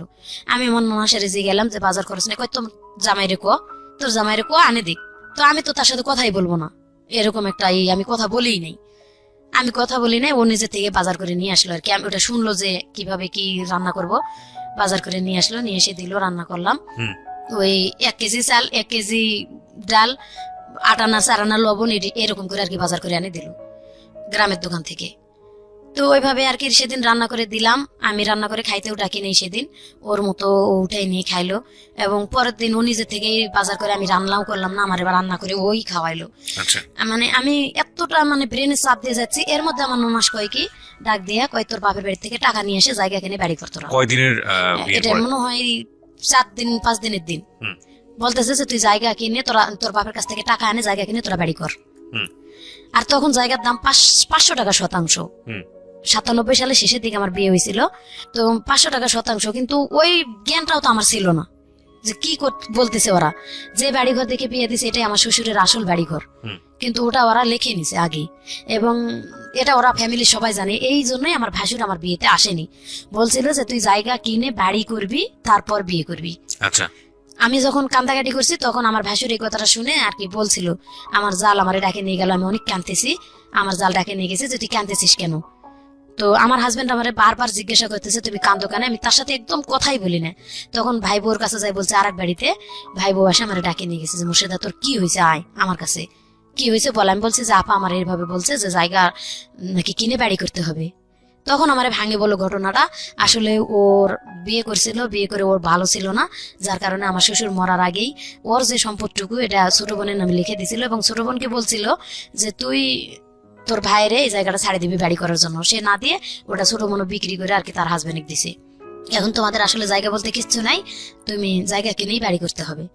কিন্তু ওর টাকা পয়সা আছে, কোথায় আছে টাকা পয়সা, কয় ওর এই যে এই দুলাভাইয়ের কাছেই 15,000 টাকার মতো রাস্তার কাজ হয়েছে, ও কাজ করে টাকা রাখছে, ওই টাকা নিয়ে ওর সাথে আগেও গন্ডগোল হয়েছে, এই জন্য তোমার ভাসুর বিয়েতে যায় নাই। বলছিল যে তোর টাকা আছে জায়গা কিনে বাড়ি করে তুই বিয়ে কর, তো ওটা শুনে নাই যখন, এই জন্য তোর ভাসুর বিয়েতে গেল না। তা আমি আবার মানে বাধ্য হয়ে তখন আমি আমার বাপের বাড়িতে গেলাম। আবার সেদিন আমি আমার ননাসের কাছে বললাম যে আপনার ভাই বলেন আমাকে নিয়ে যায়, তুই আসুক, আমি আমার বাপে বলে টাকা নিয়ে আসবো। এই কথা আমার মেন রহস্য, আমি যে আমার আব্বার কাছে আবার ঘটনাগুলো খুলে বলবো। আস্তে আস্তে একটা করে সমস্যা বাড়তেছে, প্রথম হিসেবে বিয়ে করছে, দ্বিতীয়ত জায়গা জমি নেই, বাড়ি ঘরে নেই।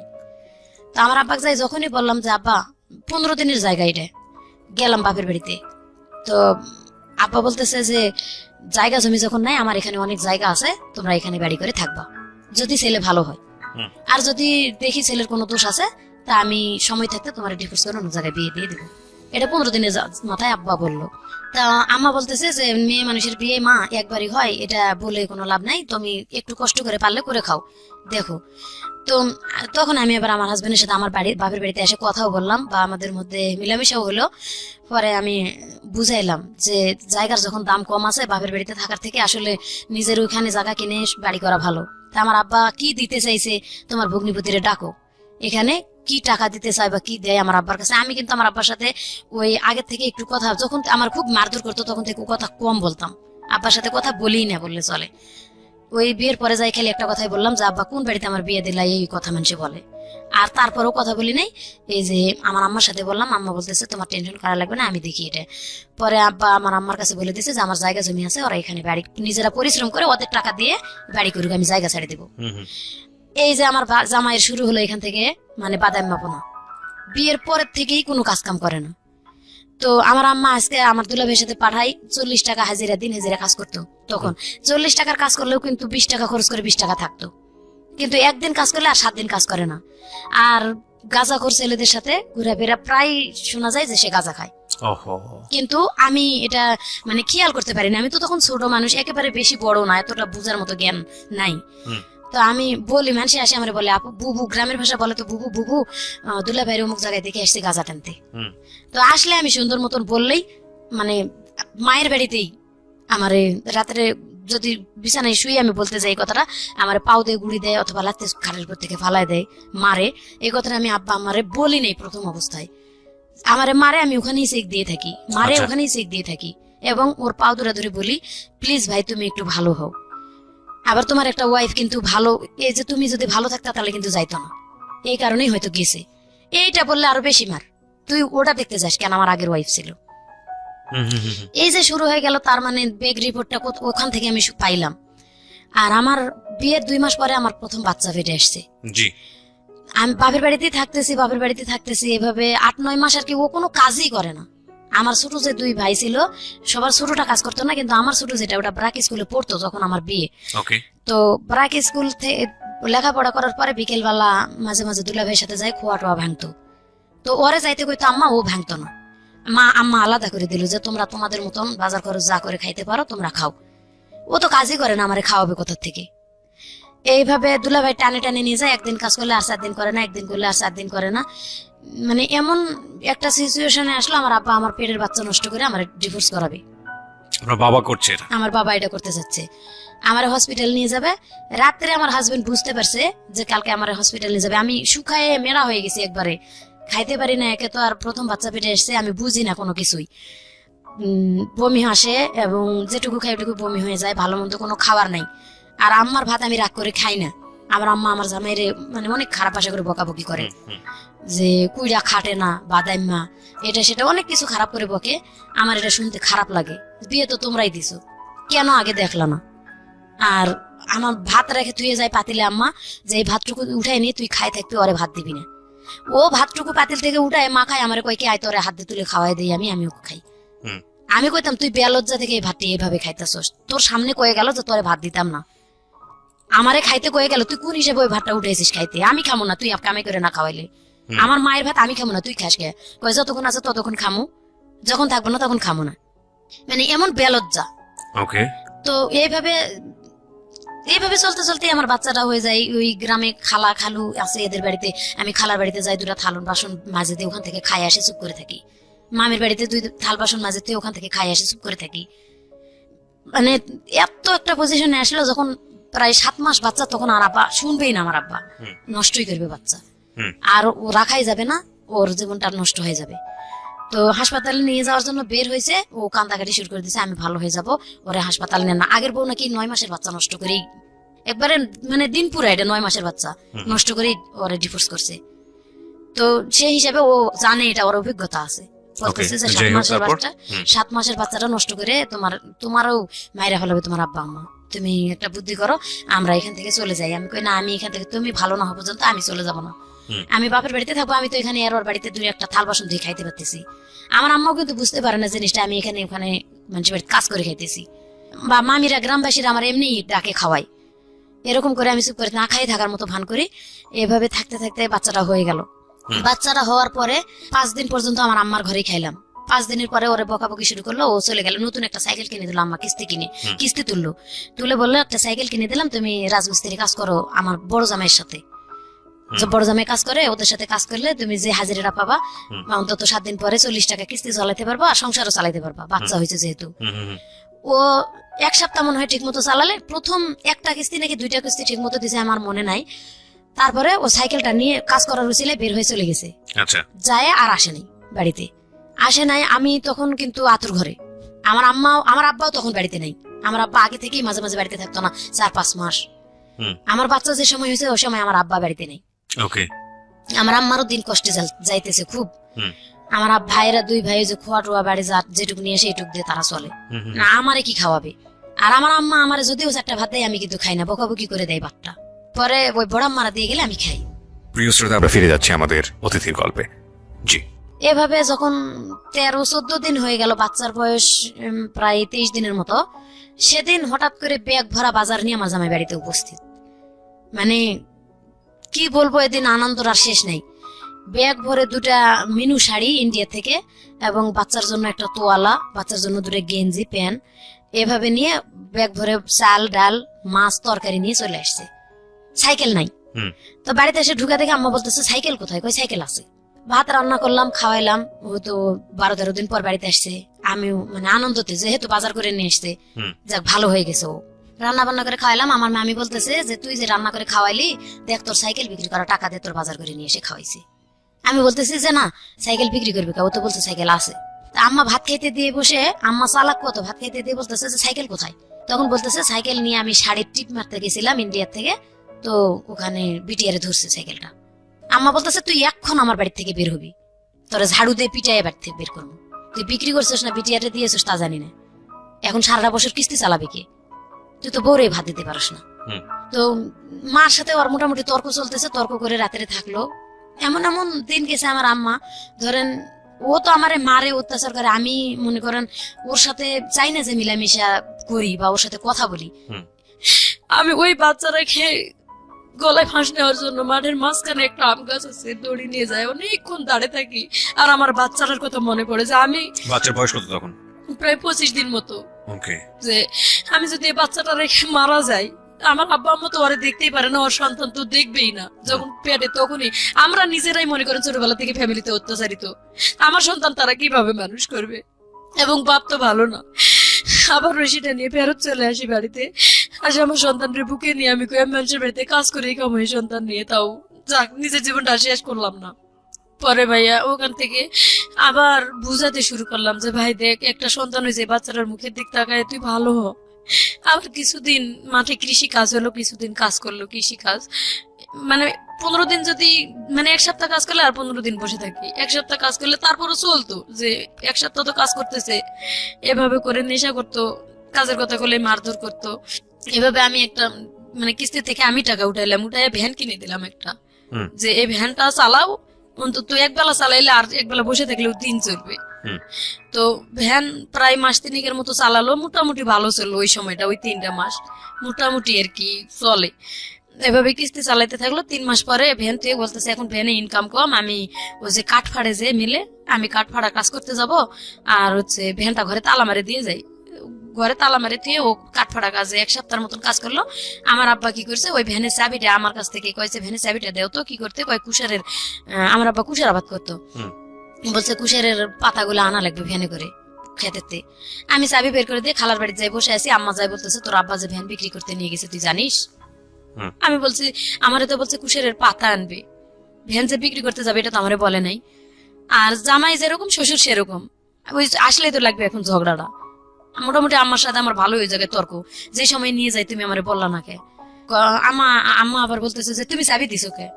এভাবে তর্ক করে থাকলাম। রাত্রে আমার জামাই আসলো, আব্বাও ভ্যান বিক্রি করে চলে আসলো। তো আমার জামাইরে ডাকে বলতেছে যে জামাই রাগারাগি করেন না, ভ্যানটা আমি বিক্রি করে আসছি, 2800 টাকাতে বিক্রি করছি, কুশারের সার দেবো, 15 দিন পর আমার কিস্তি উঠবে একটা, ওখান থেকে টাকা তুলে ভ্যান কিনে দেবো। যাক ওই 15 দিন অসুখ করে থাকলো। যেদিন 15 দিন হয়েছে সেই দিন কিস্তি উঠার খবর নাই, ভ্যান কেনারও খবর নাই। এখন রাত্রে যায় বিরাট গন্ডগোল লাগে দিল বাড়িতে, আজকে আমার ভ্যান কিনে দিতে হবে, যেভাবেই হোক ভ্যান কিনে দিতে হবে। এখন আমি কিস্তি তুলছি, আমার তো টেনশন এদিকে যে ও ঠিক মতো এমনিতেই পরিশ্রম করে না, এদিকে আবার ভ্যান বিক্রি করে দিল আব্বা। ওই 15 দিন পরে এমন গন্ডগোল লাগলো, ঝগড়ার ঠেলায় ঘর থেকে আমার আব্বা হাড়ি পেতিল সহ আমার বের করে দিল। আমার বাড়িতে আর জায়গায় দিবে না, আমি যে আলাদা ঘরে থাকতাম আমার জিনিসপত্র সব বের করে উঠানের মধ্যে ছুড়ে ফেলে দিছে। মানে আমি যে আমার জামাইয়ের পক্ষে কথা বলছি এটাই যে 3 মাস তো অন্তত ভালো, যেটুকুই আমি কষ্ট করে চলছি তো ভ্যানটা আছে, ও কাঠ মিস্ত্রির কাজ হবে না, ওখান থেকে চলে আসে একদিন এটা করবে একদিন ওটা করবে, বাদাম মা তো বাদাম মাই তাও তো করবে, এখন এটা নাই এই ওসিলাই আর কাজই করবে না।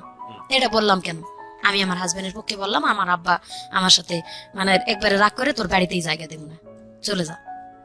পরের দিন সকালবেলা আমি আমার বাচ্চা ছোট বাচ্চাটা নিয়ে, তখন প্রায় বাচ্চার বয়স মনে হয় 1.5 বছরের মতন হয়েছিল আর কি, সে সময় আমি হাড়ি পাতিল গুলা বের করে দিয়েছি, আমি আমার খোলার মধ্যে নিয়ে বসে আছি হাড়ি পাতিল গুলা।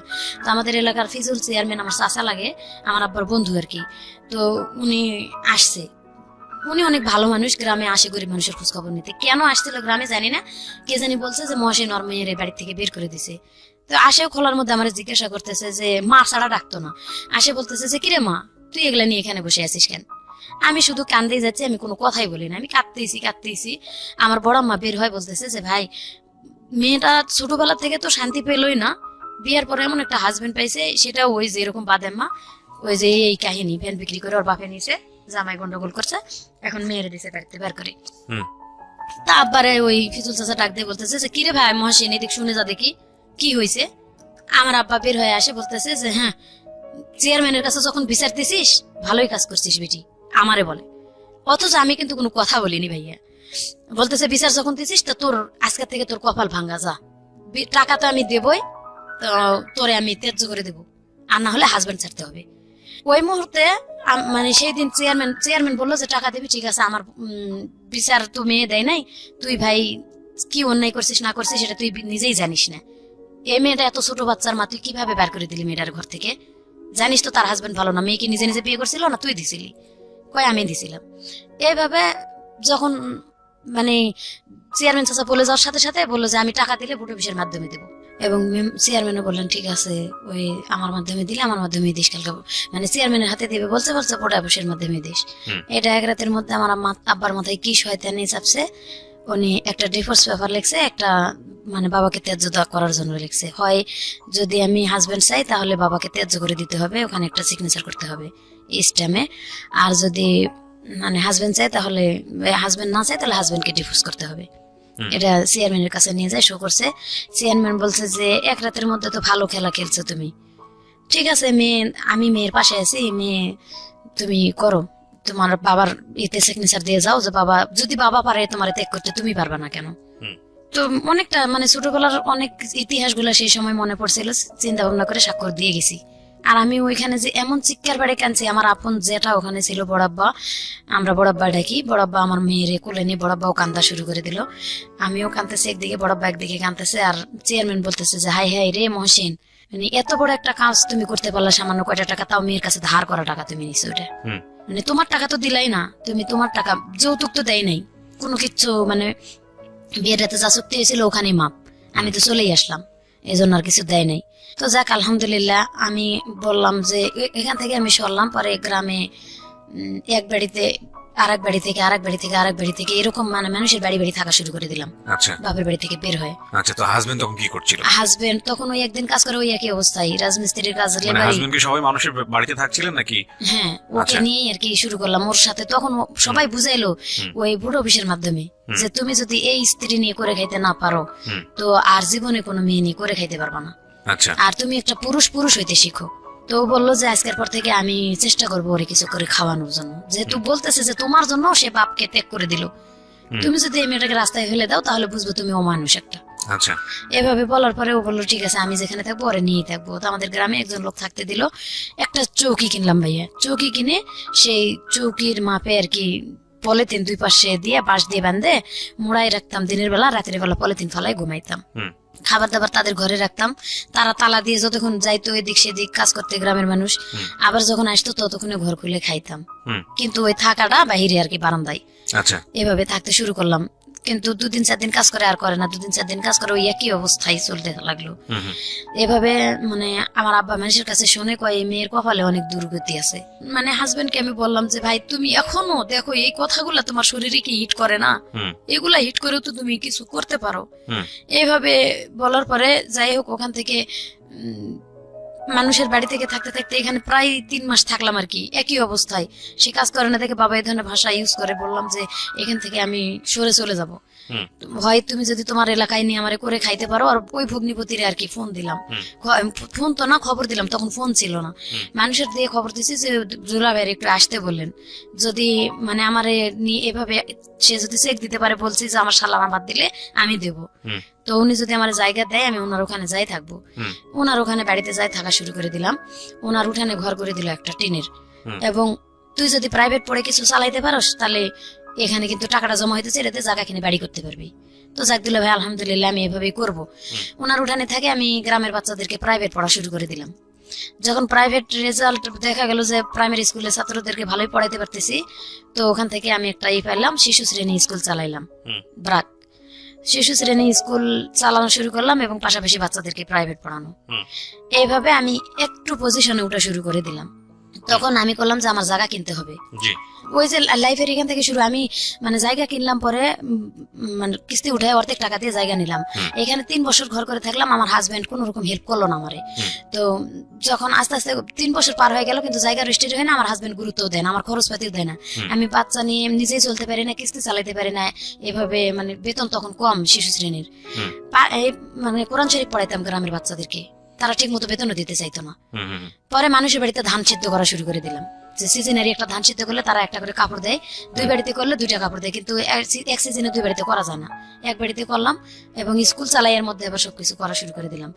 এরকম করে জায়গাটুকু যেভাবে আটকাইলাম, 3 বছর পরে ওনারা জায়গাটা আরেকজনের রেজিস্ট্রি দিল। ওই জায়গা ওখান থেকে রেজিস্ট্রি দেওয়ার পর আঘাতের পর আঘাতই পাচ্ছি ভাইয়া। আমার বাপের বললাম একটু হেল্প করতে, আমার বাপ কোনো হেল্প করলো না। তো ওখান থেকে আবার ওই জায়গাটা যখন ওরা ফেরত আরেকজনের রেজিস্ট্রি দেয়, আমি তাদেরকে গ্রামের মাধ্যমে একটা বিচার দিলাম যে আমারে না বলে কেন জায়গাটা অন্য কারো রেজিস্ট্রি দেওয়া হলো, যখন আমি ঘর করে থাকতেছি এখানে, সেটা বেড়া দিয়ে ঘর করেছিলাম। তো ওখানে আমার ছোট মেয়েটা পেটে আসলো, ছোট মেয়ে পেটে থাকাকালীন আমি মানে বাচ্চা পেটে নিয়ে আমি কোথাও যাবো না যাবো, 1টা বছর আবার ওরা থাকতে সময় দিল। এই 1 বছর আমার হাজবেন্ডের অনেক বুঝাইলাম যে ভাই তুমি আর একটু কিছু করো, যাতে জায়গা, আমি কেবল তো একটু পজিশনে আসছি। তো তখন ও চুরি চামারি করা শুরু করে দিল আবার আমার হাজবেন্ড। যার কারণে কারেন্টের পোল থেকে, কারেন্টের তার থেকে, সরকারি টিউবওয়েল, এলাকার মানে যত কিছু আছে ভাইয়া, না বললে আপনি বুঝবেন না আমার মানে আমি কোথা থেকে আঘাত পাই, কোথায় আসছি। মানে যা আছে তোর চারপাশে যা পাচ্ছিল সব চুরি করছে, সব চুরি করা শুরু করে দিল। তো ওরা আমি এটা বলতাম আপনার বাবার অভ্যাসের কিছুটা ওনার মধ্যে চলে আসছে। তখন আমি এক অত্যাচার থেকে আরেক অত্যাচারে চলে আসলাম, এবং আমার 2টা বাচ্চা। তখন আমি পারি না কিস্তি চালাইতে। এইভাবে যখন চুরি চামারি শুরু করে দিল, আমি না করে দিলাম যে ভাই তুই এটা করিস না। আমি ওর এক কথায় ওর কামাই খাওয়া বন্ধ করে দিলাম, তুই তোর মতো থাক, আমি আমার মতো থাকি। আমি আমার বাচ্চাদেরকে নিয়ে আমি ধান সিদ্ধ করে খাই বা এটা ওটা করে আমি আমার বাচ্চা 2টা মানুষ করবো। কিন্তু তোরা আমি ডিভোর্স, কি কারণে তোরা ডিভোর্স করবো না? আমার বাবা মারে, আমার বাপের আমি কিন্তু ত্যায্য করে দিয়ে এসেছি তোর কারণে। এই মানে প্রসঙ্গটা ধরে আমি কিন্তু আর ডিভোর্স করতেছি না। আর বাচ্চা আমি এখান থেকে বাদ হয়ে গেলে আমার অন্যখানে বিয়ে হতে হবে। আমি যার কারণে আমি এখান থেকে বের হতে পারতেছি না। তুই তোর মতো থাক, তুই বিয়ে শাদী করে সংসার করলে কর। এইভাবে আমি বাচ্চা 2টা নিয়ে গ্রামে থাকা শুরু করে দিলাম। তারপরে আরো 1 বছর পরে আমি ওই জায়গাটা বাদ দিয়ে আমি আর 7 শতাংশ জায়গা কিনলাম। তখন আমার বাবারে ডাকলাম যে আমার জায়গাটা রেজিস্ট্রি করে দিতে। আচ্ছা, এই সম্পর্কে আমি জানি না। ওই ভগ্নিপতি যে বাড়িতে বের করে দিল তারেও ডাকলাম, যেহেতু আমি জায়গাটুকু নিলাম কষ্ট করে, রেজিস্ট্রি করে দিল। তারা বলতেছে যে তুই তোর হাজবেন্ডের নামে দিস না। তো আমি ওর নামে দিলাম এই কারণে, যদি আমি আগে মারা যাই ও কোথায় থাকবে? ওরাতে আমি বাদ দিতে চাচ্ছি না। আমার বাবার উপর টিকে দিয়ে আমি ওরে নিয়ে করে খাইতে চাচ্ছি। ও যা মানে তাই করুক, ওটা ও খাবে, আমারটা আমি খাবো। তখন আমি কিস্তি উঠাইলাম, উঠায় 7 শতাংশ জায়গা কিনলাম। আচ্ছা, কিনে বাড়ি করলাম। ওইখানেও আবার মাঠের থেকে মাটি ঢয়ে, নিজে মাথায় করে মাটি ঢয়ে ঢয়ে ঘর করলাম, 2টা মাটির ঘর করে এখানে থাকা শুরু করে দিলাম। কিন্তু আমি যখন ঋণ হয়ে গেল, জায়গা অনেক 2-3টা সমিতি থেকে কিস্তি উঠাইছি, আমি আর কুলাইতে পারতেছি না। ঘর করার পর আমি আর গ্রামে থাকতে পারলাম না। এ বাড়ি ও বাড়ি থেকে চাল ধার করে খাওয়া শুরু করলাম, ধার করেও আর কুলাইতে পারতেছি না। মানে একেবারে ঋণের বোঝা আমার বেশি হয়ে যাইতেছে। তখন আমি ঢাকা চলে আসলাম। আমি ঢাকা চলে যাব, গ্রামের মানুষের কাছে, এর কাছে ওর কাছে 200-100 টাকা ধার নিলাম, যে 100-100 করে ধার দেন। আমার খালাতো মামাতো ভাই, মানে তখন আমার জামাই খুব মারধর করতো আমারে, খুব প্রচুর। তখন আরো বেশি হলো। ওই যে ও যে কাজগুলো করে আমি করতে দেব না, যার কারণে আমার বেশি অত্যাচার শুরু করে দিল। প্রিয় শ্রোতা, আপনারা শুনছেন প্রাণ মিস্টার ম্যাঙ্গো ক্যান্ডি প্রেজেন্স জীবন গল্প। জীবন গল্পের অতিথির গল্পে আবারও ফিরবো, তার আগে আপনাদেরকে মনে করিয়ে দিচ্ছি, সিচুয়েশন যখন খুব কড়া, মন বসে না কোনো কাজে, তখন মন ঠিক করতে মুখ দিতে পারেন কাঁচা আমের সাথে Pran mister mango candy, good mood guaranteed. আর আমাদের আজকের এই গেস্টকে যদি আপনি দেখতে চান, প্লিজ চলে আসবেন আমার ইউটিউব চ্যানেলে। আমার ইউটিউব চ্যানেলের ঠিকানা হচ্ছে www.youtube.com/RJKebriafm। আমি আবারও বলছি www.youtube.com/RJKebriafm। চ্যানেলটি আছে কিবরিয়া আরজে নামে। Please like this channel. আমরা ফিরে যাচ্ছি আমাদের অতিথির গল্পে। জি। কিন্তু যখন আমি এই যে বিপদে পড়ে গেলাম, যে আমি কিস্তি চালাইতে পারতেছি না, মানুষের কাছে মুখ দেখাইতে পারতেছি না, দোকানে বাকি, বাচ্চা 2টা তখন ছোট। তো বড় মেয়ের বয়স 5.5 বছর, 8.5 বছর, ছোট মেয়ের বয়স 3.5 বছর। তখন বড় মেয়ে মোটামুটি ভালো পজিশনে লেখাপড়া করতেছে, ক্লাস 5-এ। দেখতেছি রেজাল্ট ভালো, কিন্তু আমি পারতেছি না আর কুলাইতে। তখন আমার কিছু করতে হবে বাচ্চা মানুষ করতে গেলে।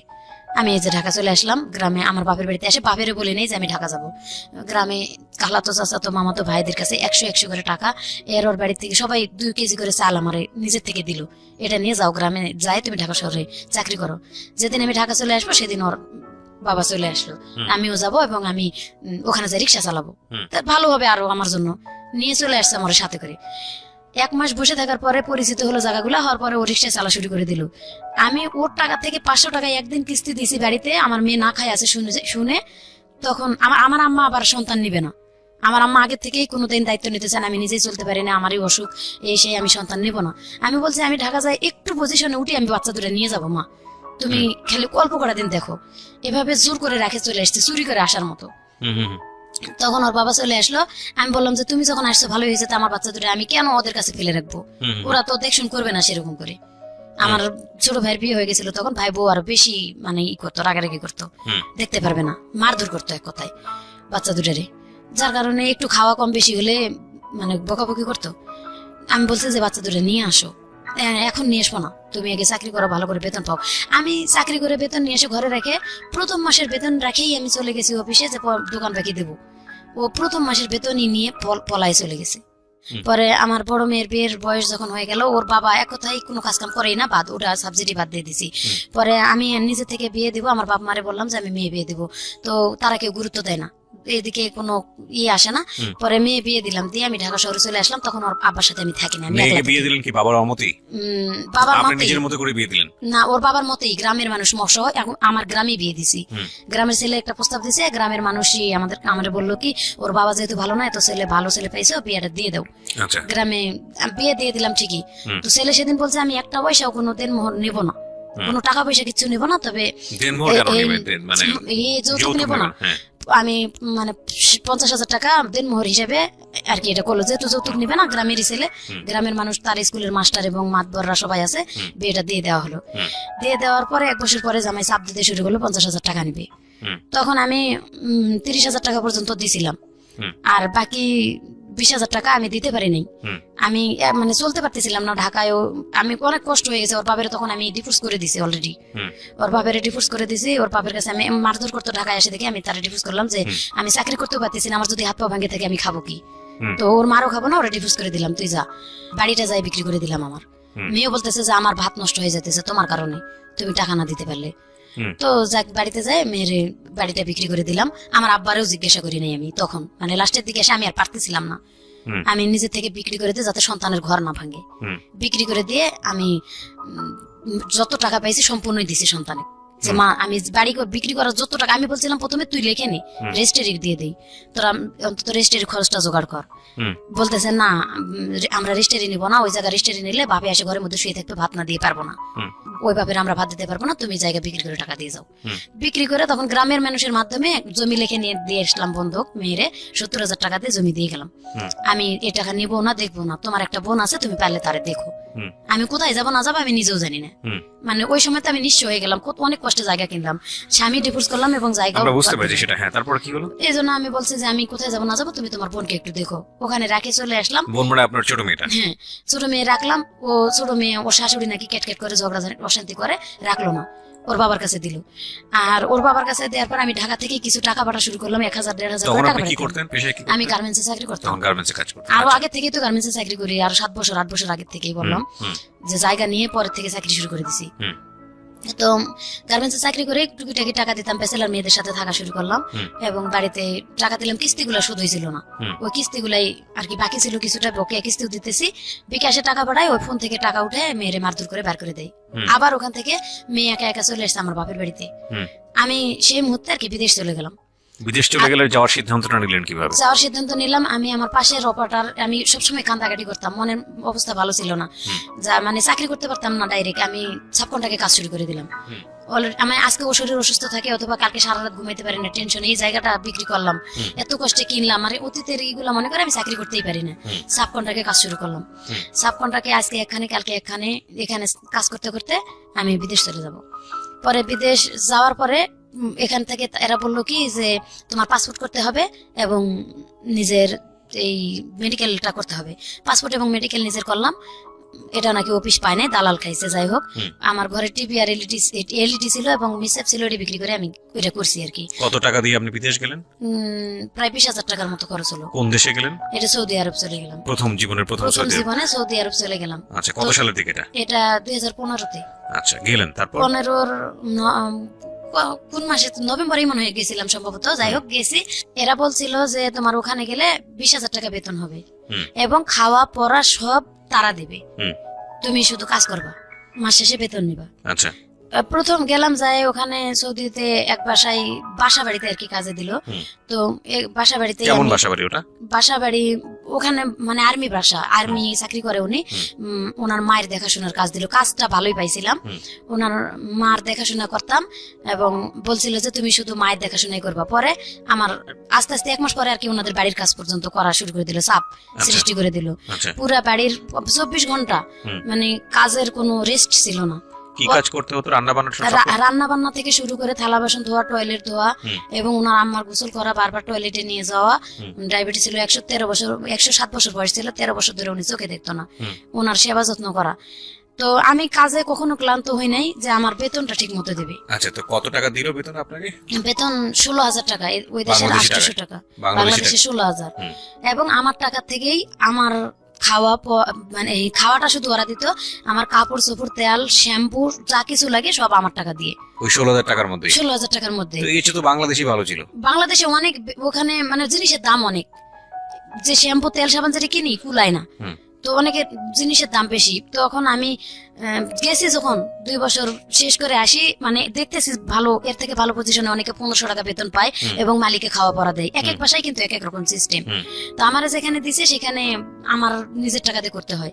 আমি বলতেছি যাক আমার লাইফটা তো চলতেছে, বাড়িঘর যেহেতু বাংলাদেশে নাই, এখানে অভিজ্ঞতা হইতেছে, অভিজ্ঞতাটা হোক, অন্তত আমি এরপরে অন্য জায়গায় চলে আসবো। 2টা বছর ধৈর্য ধরে করলাম, টাকা পয়সা বেশি পাইলাম না, যেটুকুই পাইছি ওই এই ছোট মেয়ের জন্য খরচ পাঠাইছি এবং আমার মোবাইল খরচ, আর যতটুকু সম্ভব ছোট মেয়ের জামা বড় মেয়ের জামাইরে দিছি, যে জমি জমা আবাদ করে একটু টাকাটা বাড়ার চেষ্টা করো। ওরা জমি কয় একটা পয়সাও লাভ হয় নাই, 1 পয়সাও লাভ হয় নাই, কয়ে ওই টাকা খাটাইতে থাকলো। পরে আর তাদেরকে দিলাম না, দিতে পারলাম না। আমি আস্তে আস্তে আমার উপর চাপ দিতে থাকলো, তোমার খাবার নিজের বাড়তি কিছু খাইলে তুমি তোমার কিনে খাইতে হবে, ওদের খাবারটা আমরা খাইতে পারি না। ওখানকার কষ্ট হয়েছে, ওরা মুরগি একটা মানে বড় পাতিলে করে পানি সিদ্ধ করে বড় মুরগিটা, গোটা মুরগিটা চিরে শুধু ধুয়ে কোন রকম রক্ত সহই থাকে ওরকমই সিদ্ধ করে পানিটা, লবণ আর একটু মশলা দিয়ে, কি ধরনের মশলা দেয় ওটা গুঁড়া মশলা দেয় ওরা, দিয়ে পানির মধ্যে সিদ্ধ করে মুরগিটা তুলে পুড়তে দেয়, আর ওই পানির মধ্যে ভাত রান্না করে খায়। ওটি আমাদের খাওয়া সম্ভব হয় না, যার কারণে আমাদের আলাদা কিনে খাইতে হয়। তাই আলাদা খাইলে আমার টাকা দিয়ে কিনে সম্ভব হয় না। মানে কি গন্ধ লাগে বা এরকম কোনো কিছু? গন্ধ বলতে রুচি হয় না, এক কথায় ওই যে রক্তওয়ালা মুরগিটা বা মশলা ছাড়া আমরা তো কষায় মুরগি রান্না করে খাই, আর ওরা আস্তা পানির মধ্যে শুধু টকবক করে ফুটায় সিদ্ধ হলেই ওই যে পুড়ে চুলার মধ্যে দিয়ে হচ্ছে যে বেক করতে দেয় ভাই, যেটাকে বলে আপনার হচ্ছে হলো যে, যাই হোক ঠিক আছে সমস্যা নেই। হ্যাঁ, তো ওই সিস্টেমটা ভালো লাগছিল না? ভালো লাগছিল না, মানে খাইতে পারতেছিলাম না। আমি বলতেছি এটা আমি খাইতে পারতেছি না, বলে তুই যদি আলাদা কিছু খাস তোর কিনে খাইতে হবে। হ্যাঁ, আমি আমার টাকা দিয়ে কিনেই খাচ্ছি, মানে আমি চাইতেছি যে আমার অভিজ্ঞতাটাও হোক বা ভাষা জানি, এর থেকে ভালো জায়গায় যাতে আমি আসতে পারি। তখন এভাবে 2টা বছর কাটাই ভাই আমি চলে আসছি। চলে আসার পরে 4 মাস ছুটির পরে ওই এজেন্সিতেই যোগাযোগ করছি এবং বলছি যে আমি ভালো কোনো জায়গায় যাইতে চাই, আপনারা একটু সময় নেন, বেতন বেশি করে এবং ভালো জায়গায় দিবেন, যেখানে তারা অনেক মেয়ের আমি দেখে আসছি লেখাপড়া জানে না, ভালো ভাষাও বলতে পারে না, ভালো কাজও করতে পারে না, নামাজ কালামও পড়ে না, সেই মেয়েদেরকে যদি ওরা 1500 টাকা বেতন দেয় এবং খাওয়া পড়া সম্পূর্ণ দেয়, 30,000 টাকা কিন্তু থাকে যায়, তাহলে আমার কেন থাকবে না? ওয়াইফাই দেয়, ফোন ব্যবহার করতে দেয়। তো বলতেছে হ্যাঁ তোমার এরকমই হবে। এজেন্সির মাধ্যমে চলে গেলাম আর কি, এটাই তারা বললো। এজেন্সির মাধ্যমে যখন আমি ওখানে চলে গেলাম, প্রথম বাসাত যাওয়ার পরে সকাল 6টা থেকে রাতের 9টা পর্যন্ত কাজ। তো আমি বলছি যে আলহামদুলিল্লাহ আমি কাজ করব, কিন্তু আমার পজিশন, আমার বেতন। বলতেছে তুই 1 মাস কাজ কর, তোরে ভালো লাগলে আমরা বেতন তোর যেটা চুক্তি করে আনছি এটাই দিব। কত চুক্তি করে আনছিস? আমি তো ওখান থেকে চুক্তি করে আসছি 1200 টাকা, যেহেতু 24,000 টাকা আমি পাই। 1500 টাকা দেওয়ার কথা ছিল, সেটা না দেখ 1200 টাকা দিবে এটা বলছিল এরা। বলতেছে যে না 1000 টাকা বেতন তুই পাবি। তখন থেকে আমি এজেন্সিতে জানা শুরু করলাম, দিলাম যে আমার ওখান থেকে যা চুক্তি করে আনছেন, আমি 2 বছর থেকে গেছি, অনেক মেয়েরা টিকতেই পারে না, আমি যে টিকতেছি শুধু আমার লাইফটা গড়ার জন্য, যাতে আমি একটা নিজে গার্মেন্টস ফ্যাক্টরি দিতে পারি অথবা টেলার্সের দোকান দিতে পারি, ছোট মোটো করে চলতে পারি আমি। আমার একটা মেয়ে আছে, আর একটা বিবাহ দেওয়ার জন্য এই মেয়েটার আমার খরচ দিয়ে চালাইতে হয়। এদিকে তো বাংলাদেশে কিছুই নেই আসলে, কোথায় কিছুই নাই। আমার মেয়েটারে যে রাখবো, আমার আম্মা রাখে না, আমার আম্মার কাছে যে রাখি আমার আম্মা রাখে না, মেয়েটারে বার করে দেয় বাড়িতে, জোর করে যেরকম রাখে সেরকম রাখি। তো তারা প্রথম মাসে বেতন আমার ওটাই দিল, দিয়ে বললো তোর টাকা থেকে তোর শীত আসছে, মানে গত বছর নভেম্বরে চলে গেছি আমি, বলছে যে তোর টাকা থেকে তোর সম্পূর্ণ করতে হবে। আমি তখন এজেন্সিতে ফোন দিলাম যে আমি এই বাসায় কাজ করব না। কেন? আমি কই আমার খাবার আমার টাকা দিয়ে খাইতে কয়, কাপড় চোপড় আমার টাকা দিয়ে করতে কয়, আমি এটা করবো না। তখন এজেন্সি বললো যে ঠিক আছে, তুমি যেহেতু ভাষা জানো, কাজ কাম ভালো পারো, তোমার বাসা পাল্টে দেওয়া হচ্ছে। পরবর্তীতে ভাষা পাল্টে দিল আমার ডাকে এবং বললো যে বাসায় যাচ্ছ তুমি কিন্তু আর নালিশ করতে পারবা না। আমি কই যদি তারা আমার না দেয় আমি নালিশ করবো না, কি করবো? পরে অন্য বাসায় দিল আমারে, অন্য বাসায় 3 মাস ভাইয়া কোনো বেতন দেয় না। 3 মাস বেতন দেয় না? অনেক মারধর করে আমারে। খাবারটা কিনে দেয় ঠিকই, মাছ কিনে এনে দেয় এবং গরুর মাংস কিনে এনে দেয়, রান্না কর খা, কিন্তু বেতন কোনো খবরই নাই। বেতনের কথা বললে কয় কি জানি কে দিবে আমি জানি না। যে কয়বারই বলি যে মামা, কাকে বলেন বেতনের কথা? এটা যে গার্জিয়ান পুড়ি আছে বাসার, তার হাজবেন্ড প্রস্রাব পায়খানা করতে, আমি প্রস্রাব পায়খানা পর্যন্ত পরিষ্কার করছি শুধু একটু ভালো থাকার জন্য ভাইয়া। বলছে যে মামা মিনতে বেতন আনা, মিনতে বাতে রাতে, এটা কইতে হইতেছে যে আমার বেতনটা কে দিবে? বলতেছে আনা মাফি মালুম, তুই জানিস না, তবে আমার বেতন জানে কেনা? তো আমার যে ছেলে আনছে সেই ছেলে, ওই ছেলেটা ডাক, তুই ডাক, আমি কেমনে ডাকবো? আমার তো ফোন ব্যবহার করতে দে না। তখন ওর ছেলেটা ডাকছে, আসছে, আমি বলছি যে লেশ মা রাতে বানা। কই কেন 3 মাস হয়েছে তোর বেতন দেয়নি, আরবিতেই বলতেছে। কই না বেতন দেয়নি। ওর ছোট বোনটা ডাকে বলতেছে তুই কাজের মেয়ে আনে নিলি, বেতন দিলি না কেন? আমি ওর ভাইরে বললাম কেন, তার জন্য পরের দিন আমার গলায় ছুরি ধরছে। আমার কাছে ফোন নাই ভাই, আমি যে ফোন দেবো বাংলাদেশে, ওদের ফোন থেকে ওর ছোট বোনটা চুরি করে আমার ইমো চালাই দিয়েছিল। আমি ওই যে ময়মনসিং যে ফ্রেন্ড আমার আছে, ওরে বলছে যে ভাই আমার খুব কষ্ট হইতেছে, এবং যাওয়ার সময় ওই স্বাক্ষর দিছিল আমার যাওয়ার, বলছে আমার এরকম কষ্ট, তুমি একটু এজেন্সিতে যাও। এজেন্সিতে ও বারবার যাওয়া আসা করে, ওর কথা বলতেই দেয় না, সুযোগই দেয় না। আমি এই অনুষ্ঠানের মধ্য দিয়ে আমি জানি বিশেষ করে সৌদি আরব, মধ্যপ্রাচ্যের অনেক দেশে আছেন যারা এই অনুষ্ঠানটা শোনেন, নিয়মিত শোনেন, তাদেরকে আমি একটু অ্যাড্রেস করছি। আমি জানি ইউটিউবে আপনারা অনেকেই শোনেন, আমাকে অনেকেই নক দেন আমার ফেসবুক আইডিতে, যে আপনাদের জীবনের যদি বিদেশ ফেরত, আমি সবসময় বলেছি বিদেশ ফেরত কেউ যদি সরাসরি আমার সাথে দেখা করতে চান, এসে অফিসে দেখা করবেন, আপনাদের ফর্মালিটিস মেনটেন করতে হবে না, ফোন টোন দিতে হবে না, এবং আপনাদের বিদেশি জীবনের গল্পটা আমি আমার রেডিওতে প্রচার করতে চাই দুটো উদ্দেশ্যে। একটা হচ্ছে যে এই যে টাকাটা বাংলাদেশের আজকে মেরুদণ্ডের সবচেয়ে বড় শক্তিশালী জায়গা যেটা বৈদেশিক রেমিটেন্স, এই টাকাটা কত কষ্ট করে বাংলাদেশে আসে, এটা একটা ফোকাস করতে চাই। আরেকটা হচ্ছে যে আমাদের ওইখানে গিয়ে আমাদের আমাদের আমাদের দেশি ভাই বোনেরা তারা কি জীবনযাপন করেন, কতটা কষ্টে জীবনযাপন করেন, বা আমাদের যে লেবার মার্কেট বা আমাদের যে লেবার ফোর্স, সেই জায়গাটায় আমাদের যে ন্যায্য দাবিটা সেটা কিভাবে আসলে এনশিওর করা যায়, সেটার জন্য আমাদের এই ছোট ছোট ঘটনাগুলো এগুলোকে ফোকাস করা উচিত। কারণ আজকে যে এই যে ভদ্রমহিলা তার যে গল্প, আমি জানি যে সেটা বাংলাদেশের থেকে যাওয়া অনেক প্রান্তিক পর্যায়ের অনেক নারী আছেন যাদের জীবন গল্পের সঙ্গে মিলে যাবে, যারা হয়তো মধ্যপ্রাচ্যের বিভিন্ন দেশে বাসা বাড়িতে কাজ করেন। বলেন তারপর কি? তারপর ভাইয়া ওই বেতনের জন্য যখন আমার গলায় ছুরি ধরছে, আমি কাজ করব না বলে 7 দিন আমি বসা থাকছি যে কাজ করব না, কেন আমার গলায় ছুরি ধরলো। আমি তো অন্য কিছু বলিনি, আমার বেতনের কথা বলছি। বাসা বাড়ির বাইরে যেতে পারতেন না, বাসা বাড়ির বাইরে হ্যাঁ ময়লা ফেলানোর জন্য যাইতাম, এছাড়া কোথাও না যাওয়ার কোনো সুযোগ ছিল না?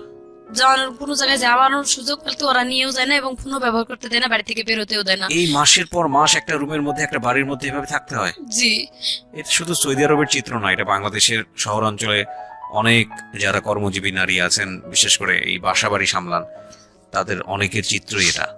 এবং খুব ভয়ঙ্কর রকম ভাবে আমরা খুব শকড হই যখন দেখি ছোট ছোট বাচ্চারা মার খেয়ে তাদেরকে উদ্ধার করা হচ্ছে বিল্ডিং থেকে, পাশের বিল্ডিং থেকে, পাশের ফ্ল্যাট থেকে হয়তো কেউ উদ্ধার করছেন, এবং তাদের শরীরের দিকে যখন আমরা তাকাই তখন আমরা খুব অবাক হই যে কি পরিমাণ বিকারগ্রস্ত মানুষ আমাদের এই সমাজে বসবাস করে। আল্লাহ মাফ করুক। জি বলেন তারপর?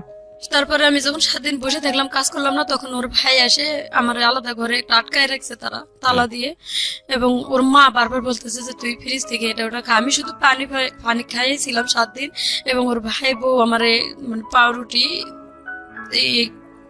মানে 4টা পাউরুটি একটু দিছিল, ওইটুকু খাইয়ে 7টা দিন এভাবে কাটাইছে। ওইভাবে কাটার পরে আমি বলতেছি আমি এখানে কাজ করবো না, আমার এজেন্সিতে তোরা কল দিয়ে, কেন আমারে তোরা এভাবে আটকায় রাখছিস। প্রিয় শ্রোতা, জি পরে এজেন্সিতে কল দিয়ে ওর মতো ও কি বলে আসছে বাইরে থেকে, আমার এসে ফোনটা ধরাই দিল।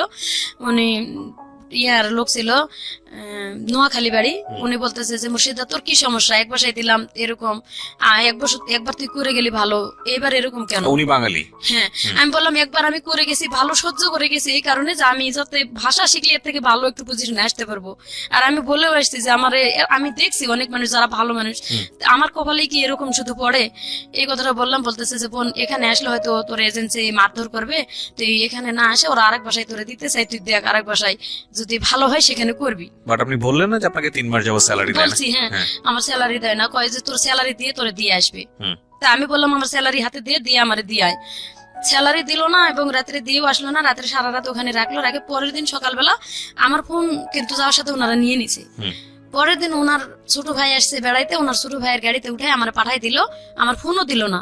এবং আমার যে কাপড় চোপড় গুলো আমি নিয়ে গেছি, আমার ব্যাংকের চেক বই টই নতুন করে চেক নিয়ে গেছিলাম যে আমি আগের বার তো যা করছি এবার ব্যাংকে টাকা জমা বন্ধ, তো মেয়েটার জন্য কিছু করবো, সেই ব্যাংকের চেক তারা নিয়ে গেছে, সবকিছু মানে কোনো কিছু রাখে নাই, মোবাইলের সিম যত সব খুলে নিছে। 3টা সিম ছিল আমার কাছে, 3টা সিম ওই নিয়ে গেছে ওরা। নিয়ে যাওয়ার পরে আমি ওখান থেকে মানে পরের দিন ওর ভাই ছোট ভাই নিয়ে আরেক মেজো ভাইয়ের বাসায় নিয়ে আমার থুয়ে দিল।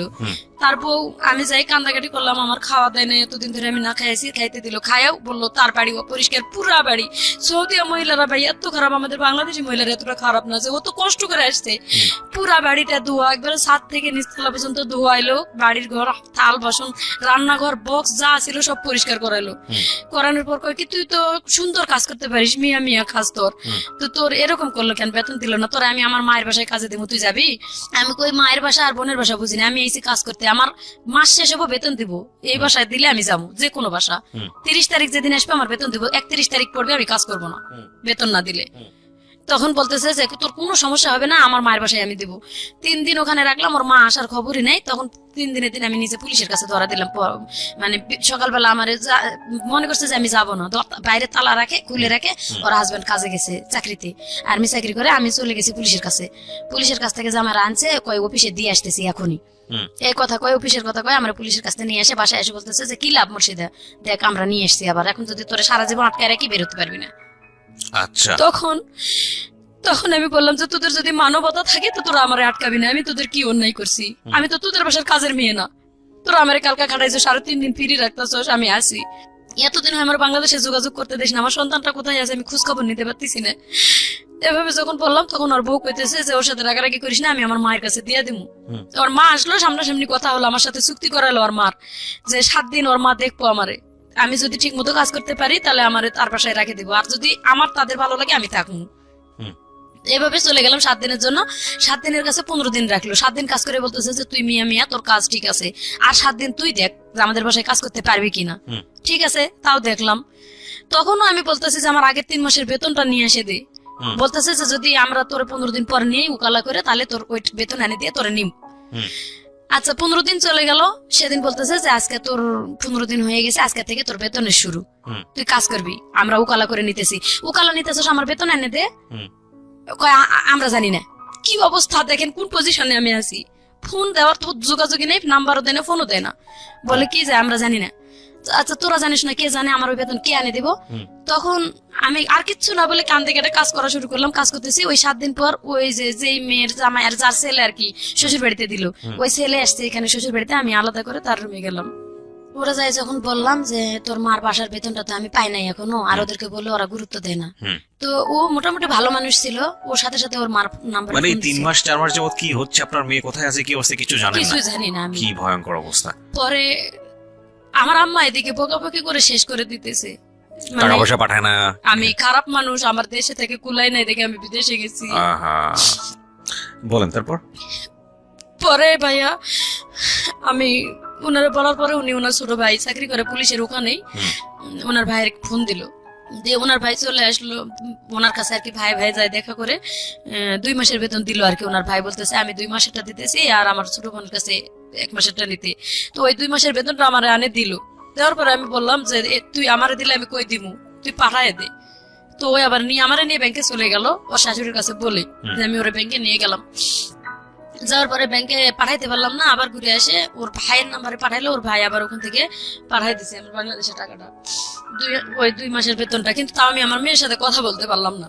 টাকাটা যে পাঠাইছে আমি শুধু ওই যে আমার ওই ফ্রেন্ড আছে ময়মন সিং, ওর ইতে টাকাটা পাঠাইছি বিকাশে, এবং পাঠাইছি বলছি যে ভাই তুমি আমার মেয়ের খোঁজটা নিয়ে, আমার আম্মার আবার ইমো মোবাইল নাই, মানে আমার মেয়েরও নাই ছোট মোবাইল গুলা। পরে আমি বলছি যে তুই একটু আমার মায়ের কাছে টাকাটা পাঠাইয়া বলিস আমার মায়ের দেখতে, আমি যতদূর নাইছি আমার মাইয়াটারে জানি তারা না ফালায়। ও যখন ফোন দিছে কয় তোমার মতন বন্ধু আছে যার বাপ মা লাগে না, তার তোমার কাছে যখন টাকা পয়সা পাঠায় সব টাকাই তোমার কাছে পাঠায়, তুমি সব আমাদের কাছে আসলে টাকা পয়সা দেয় না, যোগাযোগ করবে না দেখে, মানে টাকা দেবে না দেখে যোগাযোগ করে না, তাহলে তোমার সাথে কিভাবে যোগাযোগ করে? এই কথাটা বলার পরে বলছে বাড়ি থেকে বের করে দেবো। তখন ও আনে আমার মেয়েকে মাদ্রাসায় ভর্তি করে দিছে, মেয়ে মাদ্রাসায় থাকতে পারবে না। এখানে ওরা কি হয়েছে আমি ওইখানে কিছুই করতে পারতেছি না, ওইখানে আমি আমার ফোন বন্ধ। আবার গেছে এভাবে আরো 3 মাস, মানে ওই বুড়ি বাবা 3 মাসের বেতন আটকাই দিছে। আমার সুন্দর মতন বুঝাই কয় যে তোর 4 মাসের 5 মাসের বেতন একবারে পাঠাবি, তোর কাজে লাগবো। 5 মাস হয়ে গেছে বেতন দেয় না, যখন আমি কাজ বন্ধ করে আবার পুলিশের কাছে গেছি। আচ্ছা, তখন 5 মাসের বেতন পান 5 মাসের বেতন আবার পাই নাই, মানে ওদের ওখানকার 1 মাসের আছে আর বুড়ি 4 মাসের, জি মোটে 5 মাসের বেতন হয়ে গেল। এই 5 মাসের বেতন না পাই আমি চলে গেছি যখন, তখন ওখানকার 1 মাসের বেতনটা পুলিশের কাছে থাকাকালীন আনে দিল। আচ্ছা এবং বুড়ির ছেলে আসে ওদের সামনে আমার 100 টাকা গিফট করে, বাংলাদেশে 2000 টাকা হয়, গিফট করে বলতেছে তোর ফোন আজকে তোর হাতে দেবো, ওয়াইফাই দেবো, নাহলে তোর সিম কিনে দেবো আমি পার্সোনাল আলাদা করে, তুই অল টাইম বাংলাদেশে যোগাযোগ করতে পারবি, এবং আমি তোর বেতন প্রত্যেক মাসে মাসে ক্লিয়ার করে দিব। আমি কই আগের 5 মাসের বেতনটা আমারে দেও। বলতেছে যে তোর আগের 5 মাসের বেতন এই যে ওরা 1000 টাকা দিয়েছে আগের মাসেরটা, ওদেরটা, আর আমি আমারটা বাসায় যাই তোরে দিতেছি সব। এ টাকা নিয়ে বাসায় গেল, বাসায় যে দোকানে নিয়ে গেল, আমার দোকান থেকে কাঁচা বাজার যা যা লাগে আমি কি কি খাবো কিনে দিল সবকিছু। সেই দিনটা পুলিশের কাছ থেকে আর কি লিখে দিয়ে নিয়ে আসলো, নিয়ে এসে কিনে দেওয়ার পরে আমি আবার 1 মাস, ওই 3 দিন 4 দিন পর কই এই 2 দিন পরে দিতেছি, 1 দিন পরে দিতেছি, করতে করতে আবার 1 মাস কাজ করলাম ফুল তাদের বাসায়। আচ্ছা আগের ওই 1 মাসের বেতনটা আমারে দিছে, কিন্তু এটা এই বেতনটা দেওয়ার কোনো খবর নাই। এভাবে আবার ওদের 5 মাসের বেতন জমলো। তো আগের 1 মাসের যে বেতন পাইছি আমি কুষ্টিয়ার এক ভাইয়া, আমি ময়লা ফেলতে আসে, ওই কুষ্টিয়ার ভাইয়ারে দিয়ে আমি পাঠাই দিছি যে ভাইয়া আমি আমার ইমো নাম্বারটা দিলাম আর টাকাটা দিলাম, মানে বিশ্বাস করে যদি তুমি পারো একটু হেল্প করো, আমি খুব কষ্টে আছি। ওই ভাইয়া বললো কি যে তোমার যখন ফোন দেয় না তাহলে আমি তোমার একটা অমুক টাইমে মোবাইল কিনে এনে দিয়ে দেবো, একটা সিম গোপনে তুমি এটা রেখে দিবা। ভাইয়াটা আমার হেল্প করছে, আমি গোপনে একটা 1,000 টাকা দিয়ে আর কি, আমি বলছি যে আমি বেতন এখান থেকে টাকা কাটে নিও ভাইয়া, নিয়ে আমার ফোন কিনে দিও। কই আমি পুরুষ মানুষ হয়, যদি আপনি একটা বিপদে পড়া মেয়ের যদি টাকা নিয়ে ফোন কিনে দিই তাহলে আবার কেমন হলো। তবে ভাবি আমি একটা সিম সহ করে কিনে দিতেছি, তবে সিমটা যদি কোনো বাইসেন্স ধরা পড়ার মতন ভাব হয়, সিমটা আপনি ভাঙে টয়লেটে ফেলাই দিন অথবা মুখের ভিতরে ঢুকাই রাখেন, যেহেতু ফিঙ্গার দিয়ে কিনতে হয়, আমার যাতে সমস্যা না হয়। এভাবে ওনারা একটা ফোন কিনে দিল আমারে, দিয়ে ওই টাকাটা বাংলাদেশে পাঠাইছে। আমি ওই যে গোপনে এই ফোন থেকে আমি রাত্রে ঘুমাইতে গেলে ওই যে ময়মনসিংহে কল দেই, বড় ফোন থেকে ওরা কল দেয়, আর আমি কন্টাক্টে কথা বলি, মেয়ের খোঁজ খবর নিতেছি, মেয়ে কোথায় থাকলো, মাদ্রাসায় ভর্তি করাইছে। আমি অনেকটা হ্যাপি হলাম যে যাক মেয়েকে যখন মাদ্রাসায় ভর্তি করাইছে ও তো এখন বন্দি অবস্থায় থাকবে, আর কোনো ভয় নাই।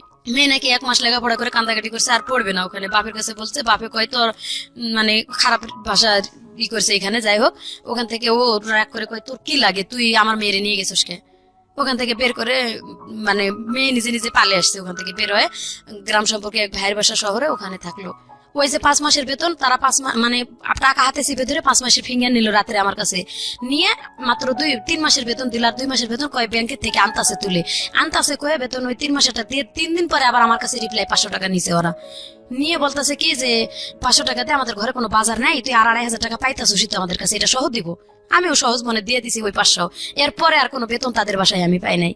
পরে পর্যন্ত কাজ আরো 1 মাস কাজ করলাম, কোনো বেতন পাই নাই। আমি যে বেতনটা দিয়েছে ওরা ব্যাংকের মধ্যে পাঠায়ও নাই, আমি ওই গোপনে ওই ভাইয়েরে দিয়ে ফোন দিয়ে ভাই টাকাটা পাঠায় দেন, নাহলে ওরা আমার কাছ থেকে কোন সময় কাটে নেবে।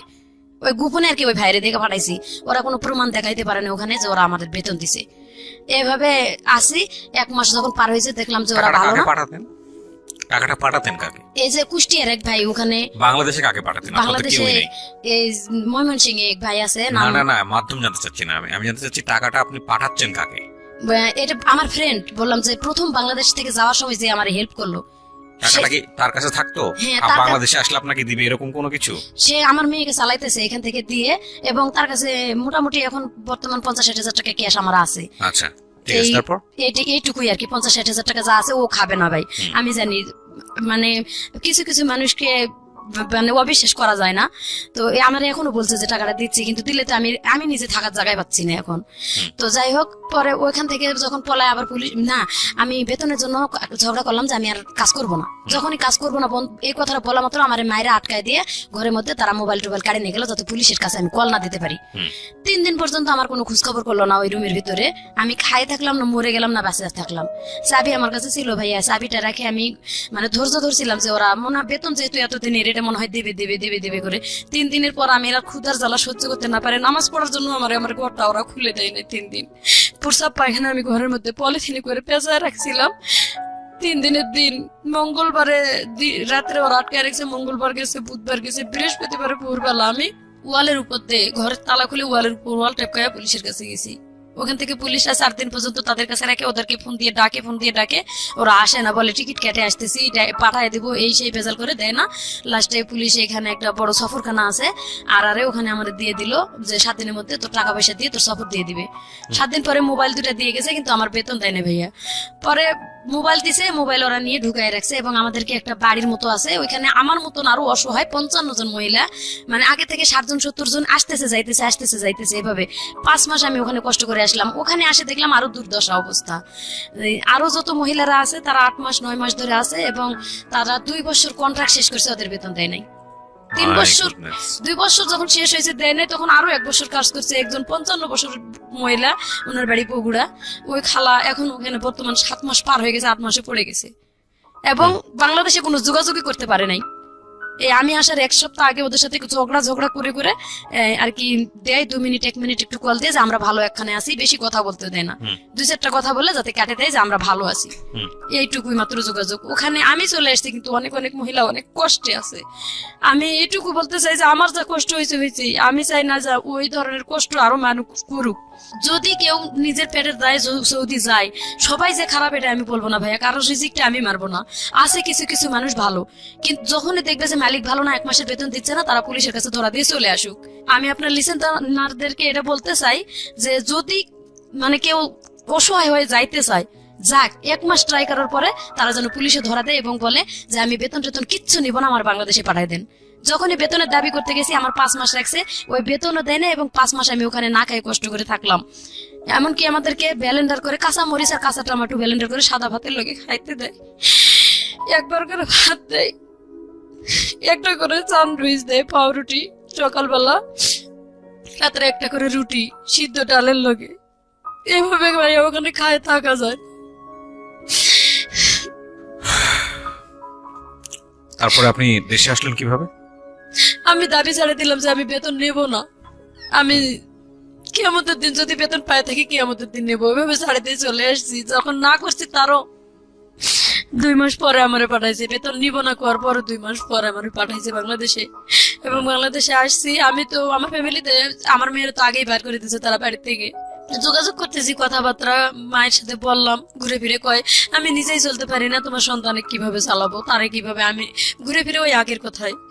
সন্তানটা আসছিল আমার এখানে, ভাগ্নির বাড়িতে ছিল, বোনের মেয়ে। আমি আসবো শুনে মানুষের বাড়িতে ছিল, খালাতো বোনের বাসায়, তারও আমি টাকা পয়সা দিতে পারি নাই, দেই নাই এখনো। আমি বর্তমানে অসহায় অবস্থায় আছি। আমার ওই যে ওইখানে খালা ছিল, উনি আগেই আসছে, উনি আর কি আমার মেয়েরা ভাগ্নির বাসাতে নিয়ে ওনার বাসায় রাখছিল। বলছিলাম যে খালা তুমি একটু পারলে আমার মেয়েটারে দেখো, তার কারণ মেয়েটা এখন উপযুক্ত হয়েছে, যদি এখন একটা অ্যাক্সিডেন্ট কিছু হয়ে যায় তাহলে লাইফটা নষ্ট হবে। আমি চাই না মেয়েটার লাইফটা নষ্ট হোক। আমি মানে বড় করছি মেয়েটারে, একটু হাতে পায়ে বড় করতে পারছি, কিন্তু লেখাপড়া করাইতে পারলাম না। আর এখন আমার নিজেরই থাকার জায়গা নাই, উপযুক্ত মেয়ে নিয়ে আমি কোথায় দৌড়াদৌড়ি করবো? আমার আসলে বলার কিছু নাই। আজকে আমি একটা জিনিস বলি আপনাদেরকে, প্রিয় শ্রোতা, অনুষ্ঠানটা আনইন্টারাপ্টেড শুনেছি, শুধু বিরতি নিয়েছি, বিরতি থেকে ফিরে এসেছি। এই মানুষগুলা খুব ভালো লাগে, মানে যখন আসে আমার কাছে এসে বলে যে ভাইয়া আপনাকে খুঁজতেছিলাম, কিছু গল্প বলার জন্য আসছি, আপনাকে দেখে মনটা ভালো হয়ে গেছে। আমি জানি না কেন তারা আমাকে এতটা মানে আস্থার জায়গায় মনে করেন। তবে এটা ঠিক যে লাস্ট 8 বছরে আমি রেডিওতে যে ধরনের শো করেছি, শুধু এই ধরনের মানুষদেরকে নিয়েই করেছি।